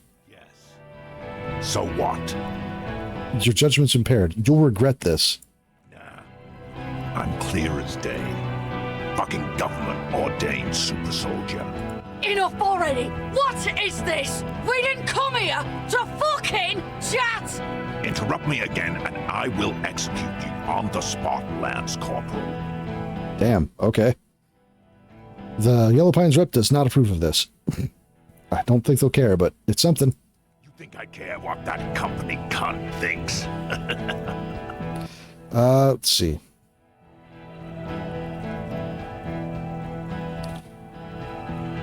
All right. Wild Pines is not going to forgive you massacring a bunch of innocent people. The man stares at you with bloodshot eyes, a bull ready to charge. He's not listening, but looking for an opening. Okay. Working together, she told me. She's gone, you stupid fuck. Sailed off 5 minutes ago. She doesn't give a shit about you, Silos. Stay cool! Don't do anything stupid! Uh-oh. The company bitch is gone. Laylee's gone. Fuck are we still doing in this shithole?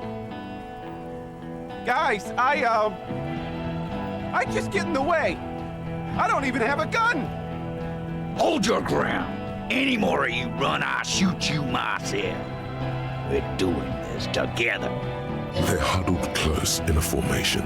Still, the rest will stay, even if it means dying here with him. Okay.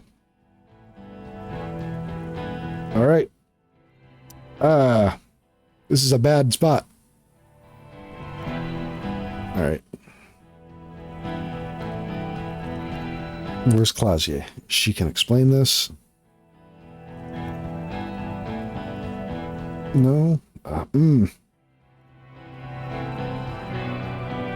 That's a coin flip. I don't want to do a coin flip in this moment, but I don't think I have a choice. Okay, Clausia. Who the fuck is that? Glacier, the woman upstairs. Where is she? She left!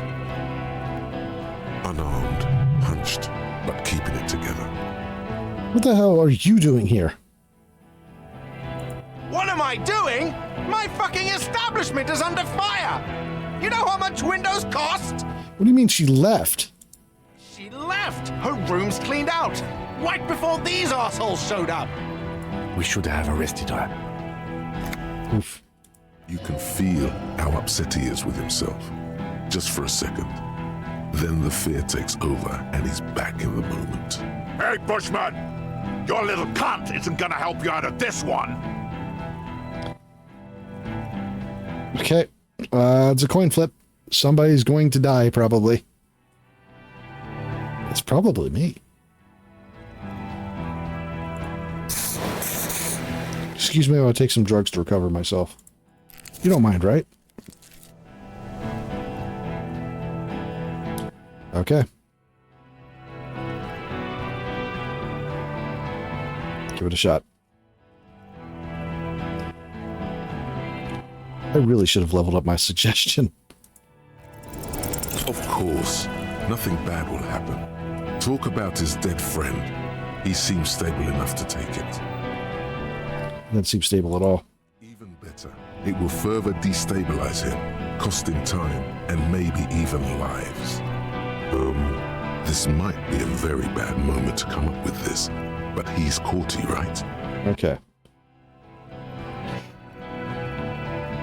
That's such a fucking ape or banana thing to say. Let's go on. I don't want to do anything but say that thing down. The man he's mourning was called Elise Courtenay. Courty could be short for Courtenay. Could they be brothers? Ask him that. What could go wrong? It's a discovery. It's a discovery. Yes, this will be good. It will calm him down and won't cost any lives. Lives that could have been otherwise spared. And if not, lives aren't that important anyway, including yours. There are billions of them being lived. Here we go. You don't fucking talk to me about my brother, Loincloth. Okay, yes. Immediate failure. Things are worse now. He's observing your every motion carefully. Why did I not find my lost gun? What's that, Loincloth? I can't hear you. Sounds like you got your mouth full of dick. Rude. Shit, this is it. Tell him anything. Tell him you have more information. Let's see. I did my best. I just need more time to solve the murder. Me and Kim are gonna... Kill me and you'll never find out who killed your brother. Rude. Kill him. Yep. The porcelain man raises his rifle. His hands are steady, and the long barrel of the rifle sways slow. An Easter AR-FA-7, built for taking out light armored vehicles. It will devastate you. Kim, where's Kim? From the corner of your eye, you see the lieutenant raise his pistol and aim it at Rude. He's trying to find a straight line of sight before the rifleman can take you out. Okay. Think. You steer down the barrel of the gun. You see Rude's mask behind it, his eyes in the slit of the helmet, like a camera lens, focusing on you. 0.4 seconds remain. There are 6 little black dots in the tip of the barrel, like a honeycomb. This is a knock cannon. It shoots 6 rounds in one pull of the trigger. Oof. God, you're so frail. Too frail to think further. Time is running out. Okay. This is 28%. Goodbye, everyone. The shot rings and you stumble. Something violently tugs at your shoulder, pushing you backwards with incredible force. A volcano of burning pain erupts from your left shoulder. God, please. He's aiming for the eye slot in Rude's helmet. An extremely difficult shot. Then, 2 shots ring, and you hear a scream. But you're too hurt to see who got hit. Who screamed? Glenn, dying in a puddle of blood behind you. His mangled torso has 2 gunshot wounds. Blood gushes out of them. Red geezers. Oh God, watch out. You see 2 cold eyes looking at you. Through all the smoke and panic, and a pistol raised, aiming at your chest, point blank. Then, the man squeezes the trigger. Oh boy. 3%. What could possibly go wrong? A look of happiness. His eyes seem unnaturally bright, shining like stars. Something in the fear must distort him somehow. He is evil, and the end. All right.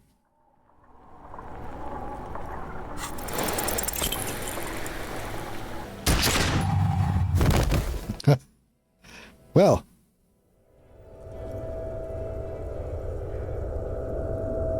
You can't. There is no time. Something inside your pelvis explodes. Your entire lower body is on fire, and your legs can't support you. You fall down like a rag doll. The pain is too immense to scream. It pushes the air out of your lungs. Everything goes dark. A distant blur as you recede into it. Listen through the darkness. The Hardy Boys are yelling. Someone is running, jumping over you. In the background you hear gunfire shatter glass, and then a man in pain. A familiar sound. It's Titus with a splat like meat. You hear bullets rip into him. His voice, still giving orders, grows fainter. A gurgle. He's not gonna make it. Touch your lower body. Feels slick and warm with blood. The pain is too strong to know what has happened there. Even clutching to your consciousness takes everything you got. What parts of me are missing? Most of what's down there. Oh, God. It's all gone. Open your eyes now. You have to see what's happening. No. It's just a fear. Even if... Who cares? No one wants you anyway. What do I see? Nothing. A persisting darkness. Dancing lights of pain. Distant shadows cast by them. Like a hellish play. You're bleeding out.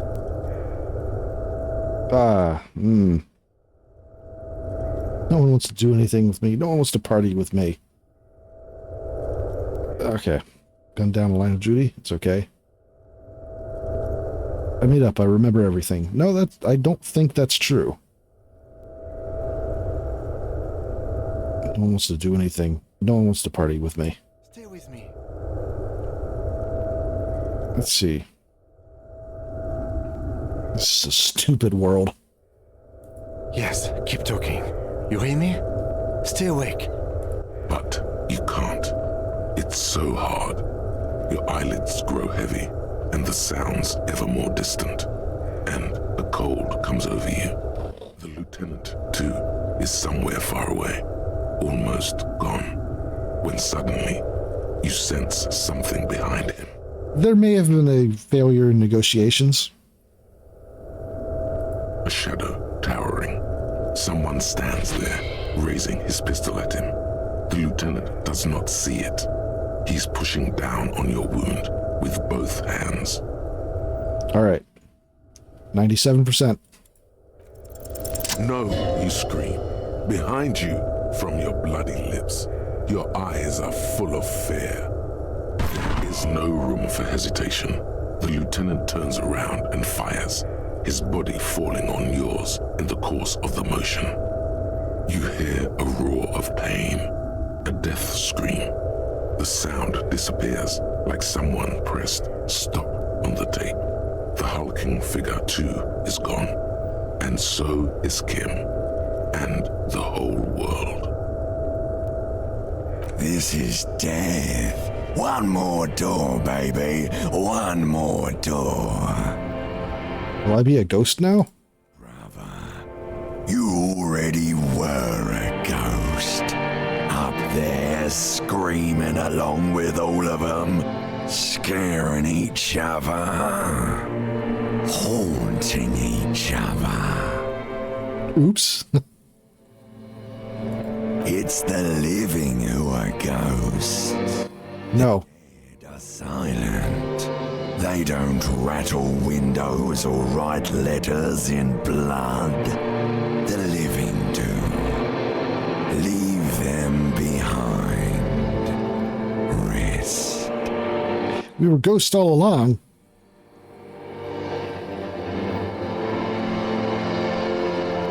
Damn.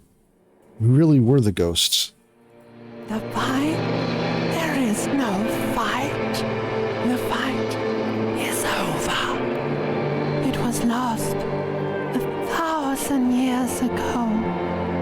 You have laid here forever.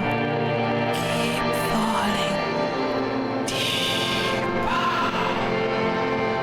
Take the door. He's not taking it. His body is not taking it. Oh God, no. He's not disintegrating. He's swelling up instead. Over the hours, hurting, moaning in his sleep. Oh no. I mean, I'm sure that's good, sort of. And rotting, and being disinfected, and smelling of drugs, and feeling saliva in his mouth. Drifting in painkillers, thrashing in his won't sleep. He can't go. Not before the case is solved. It's true. There is a radio in the distance. A radio of the world. Playing sounds. Good morning, Elysium. Soon you will return to the world. New character concept. Revenant Detective. Hours turn to days. Soon we will get up again and go through it again. Finally, we know what the infernal engine was outside. The clarion call. The engine of a caprice Canema. No, it was him. He is the infernal engine. Can't you see? He never stops. He only gets worse. Thank you, Limbic.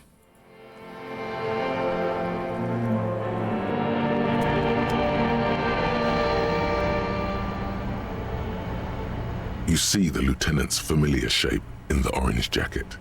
It turns double, then triple, from the pain. I'm alive. Sunrise, Parabellum. Okay.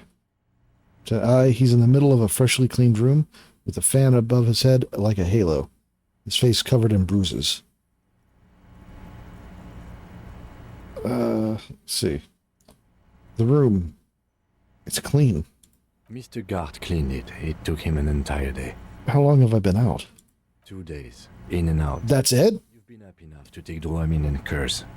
And drink water. Kim, VIP. What did you say? Sunrise? Sunrise, Parabellum. Sunrise, prepare for war. It's an old revolutionary saying. Is it war today? The gates of the harbor are boarded up. The streets are a little more empty. Apocalyptic violence is yet to erupt, I am relieved to say.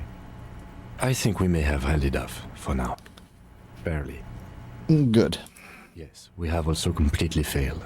But that's okay. Ouch. It's not ouch time yet. You just got the Dramamine pill an hour ago. Wait until it wears off. Dramamine? Then it's not that bad. Neither surgical nor organ damage bad, but still under the counter bad. What happened? What happened? We tried to take the diplomatic route and hoped they wouldn't attack first. They did. The major gave the command. What happened then? As retaliation, the rifleman shot you. He hit. With his carabine.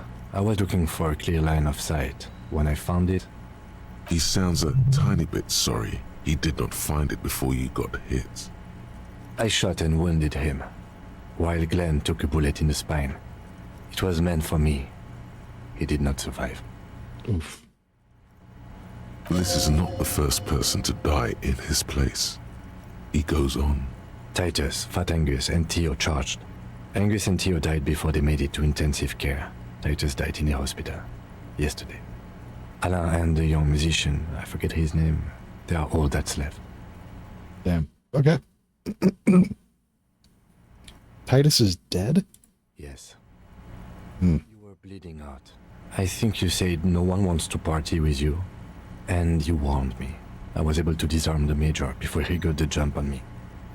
Thank you. Although... I was not able to kill him, as I should have. Colonel took him. A stray bullet killed the Pole, though. And that's what happened.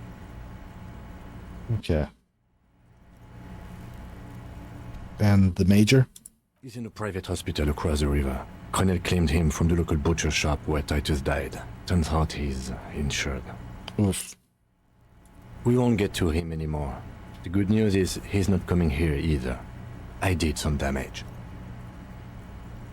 How many casualties total? 4. Glenn, Theo, Angus. The fat one. He took a lot of bullets. And Titus. Damn. Okay. It's dead. Thought you only smoked one a day. This is the one. Oh. That's it. All. Okay. It's a total shit show. Not that bad, all things considered. I don't see how we could have done any better. It was a total shit show. Yes, officer. 7 people are dead. It's not a success. But what's done is done. The violence is cordoned off. The Hornets did not get into the beehive. The worst scenario has not materialized. Yet.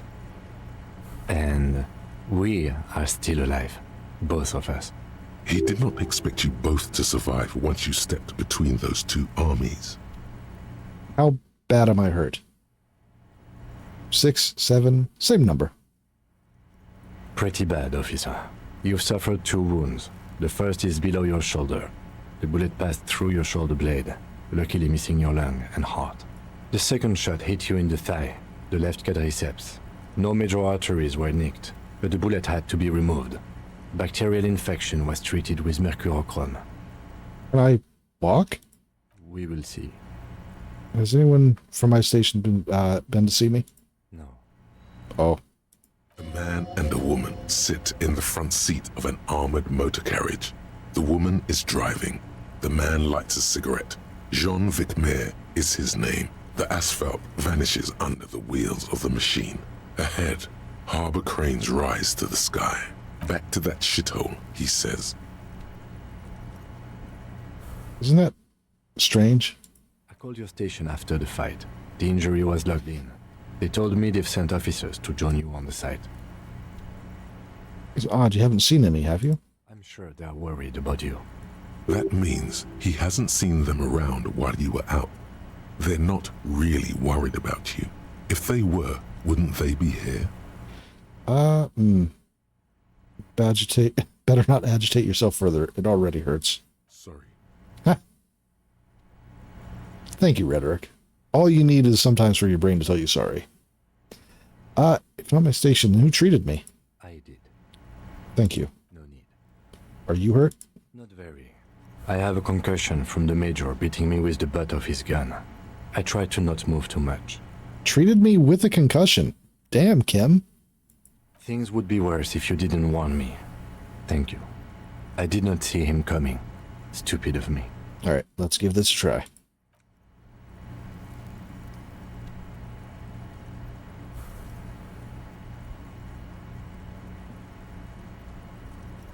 Easy now. Lieutenant turns double again before your eyes. Orange hue of pain. How are you? Yeah. Let's see. I feel fantastic. Let's rock. Who cares? Who cares about me? It doesn't matter. I'm very bad, Kim. Things are very bad. You know, my disco days are done. Your disco days should have been done quite a while back, Lieutenant Freighter. I got an achievement for saying 7 absolutely deranged things for the Superstar Cup. Okay. What happens now, Kim? I honestly don't know. But I don't know either. We can't talk to Everard. The harbor is in lockdown. Everyone in there is outside our grasp now. And Joyce has left too. Joyce is gone? Yes, she left yesterday morning. To meet the board of Wild Pines. Oh, that is what I've heard. There's a pin somewhere in the machine that keeps Connell from sending in a death squad. Okay. Maybe it's her. Maybe she kept her hand. Either way, Ruby's gone, and Classio too. We really should have arrested her, you know? You've checked? She's really... Guard confirmed she left 20 minutes prior to the tribunal showing up. Who did it, Kim? Who killed the hangman? I don't know. I think the theory you presented, it's someone else, outside our circle of suspects, was right. It better be. Everyone within the circle is either dead or gone. Honestly, I think our investigation has not produced a single credible suspect. The fucking Maybells, Kim. The flowers. What? This one. Remember? Every piece of garbage in the city is not connected to the case. You don't have to keep everything. He's wrong. No, Kim, every piece of garbage in the city is connected to the case. Let's see.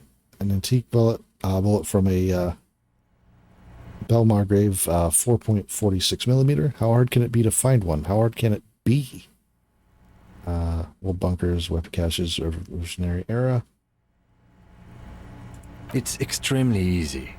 There are thousands lying around. We found one, all completely unusable. It's precisely how easy it is to find one that makes the bullet useless. Okay, let's see. 28% possibility came from a distance. We should go upstairs, rethink the ballistics in situ. I agree with this. What else? Let's see. We could find thousands more if we wanted. All of Revachol is full of them. But they seemed so mysterious.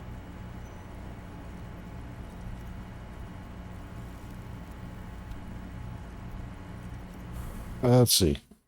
I can't believe they were fucking useless. No need to be melodramatic. Is this because I'm his puta madre's peon? Don't be narcissistic. Half the cops in Revachol West are his peonies. Even if you are, it is not a decisive factor in this case. That does make some sense. Huh. You know what I think about? Or do you know what I think about solving crimes? He arches his brow. The ceiling fan patiently spins overhead. Solving crimes is hard. Let's see.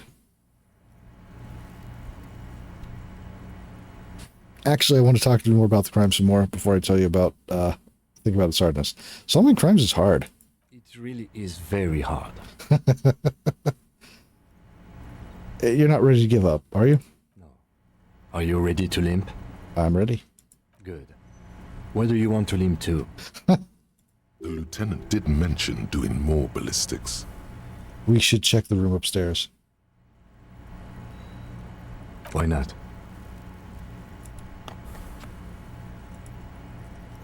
Another look at the window, perhaps? The one he was shot through. I don't know. I can't think of anything better.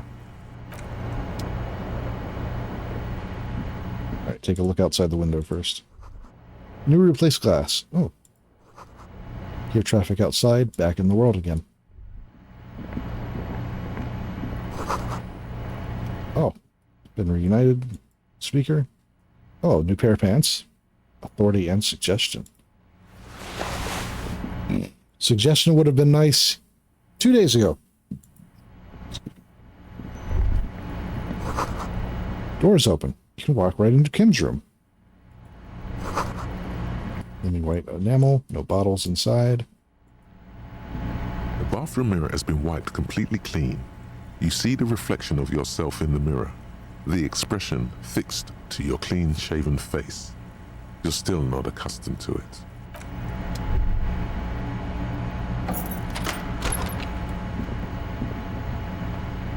See.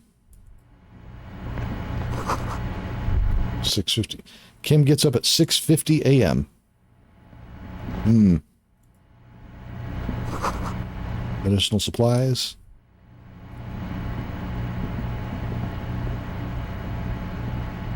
These papers bear the stamp of the RCM. They appear to be fragments of the lieutenant's paperwork, half finished. You make out notes on this and other recent cases. I had Garth open the door to your room.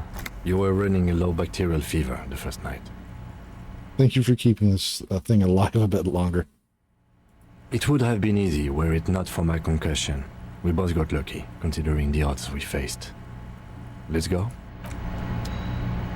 I am sure neither of us feels solid enough to keep loitering in this room. Doesn't want me to look at his paperwork.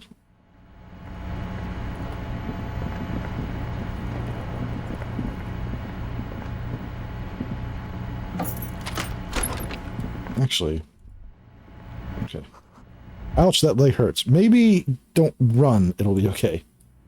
Right, I probably shouldn't have just started sprinting after taking a bullet to the quadriceps.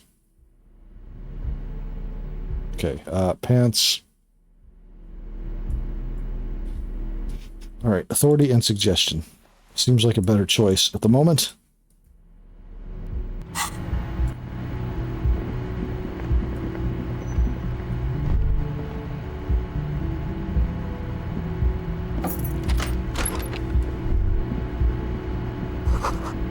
Left something on the table. You telling me that they didn't look in her room and find... Next to the stack of bills, you see a note. A few lines jotted down in large, uneven handwriting, just as the writer was about to rush out the door. I'm sorry, I fucked everyone over. P.S. I didn't kill him. P.P.S. Gift upstairs. A gift? You tell me no one saw this before? What could this gift be? I am not drawing my gun. Yet. But I don't like gifts. He says he's not, but his hand moves instinctively toward his holster as he studies the note. Seems she left in a hurry. It's hardly surprising.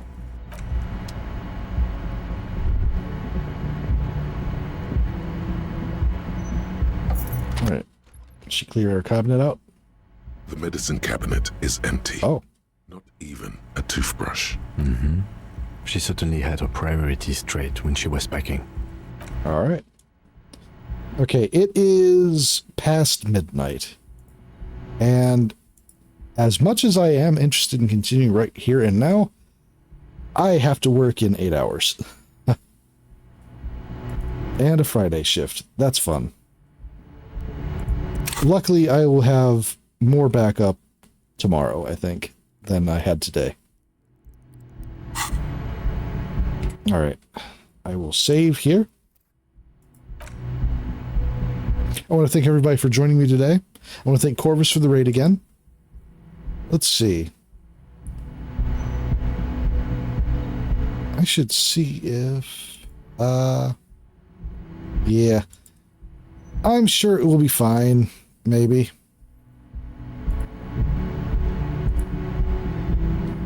It can't possibly be worse than the last couple days have been. I say knowing that it absolutely could. Okay. And...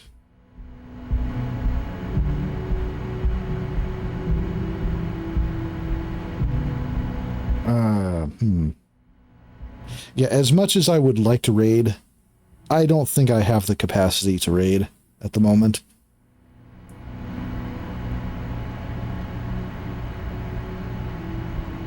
Yeah. Alright, so... this coming Tuesday, I'm going to be continuing with Anode Heart.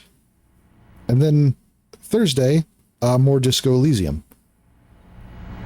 This coming month, I might be... what are you doing, Harrier? It seems like a bad idea to exercise like that with a gunshot wound. But okay, anyway. This coming month, I'm probably going to cut down a little bit on streams. Maybe keep them 2 Thursdays. Or maybe keep them 2 Tuesdays, depending.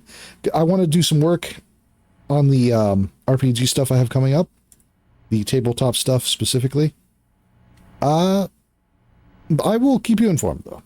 After this next week, especially. At the end of this month, as I said, I'm going to have a birthday and 100-follower stream celebration. Where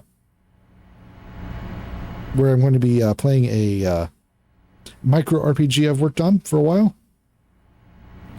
And the week before that will be a stream on Zane's side for Akmeros, the Pathfinder campaign he's running. And that's on the, was it 21st? Right. So the 28th will be my birthday stream, and the 21st will be the Zane's Pathfinder game. Hello, I'm Akmeros. That's Akmeros. That's Akmeros too. Let's see.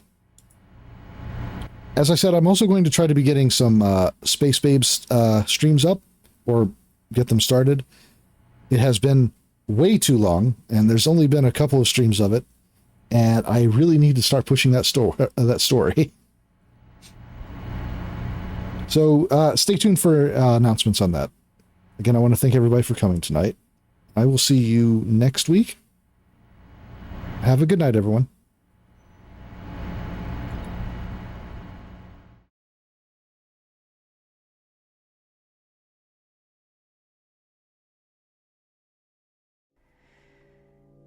When the light is running low and the shadows start to grow and the places that you know seem like fantasy, there's a light inside your soul that's still shining in the cold, with the truth, the promise in our hearts. Don't forget, I'm with you in the dark.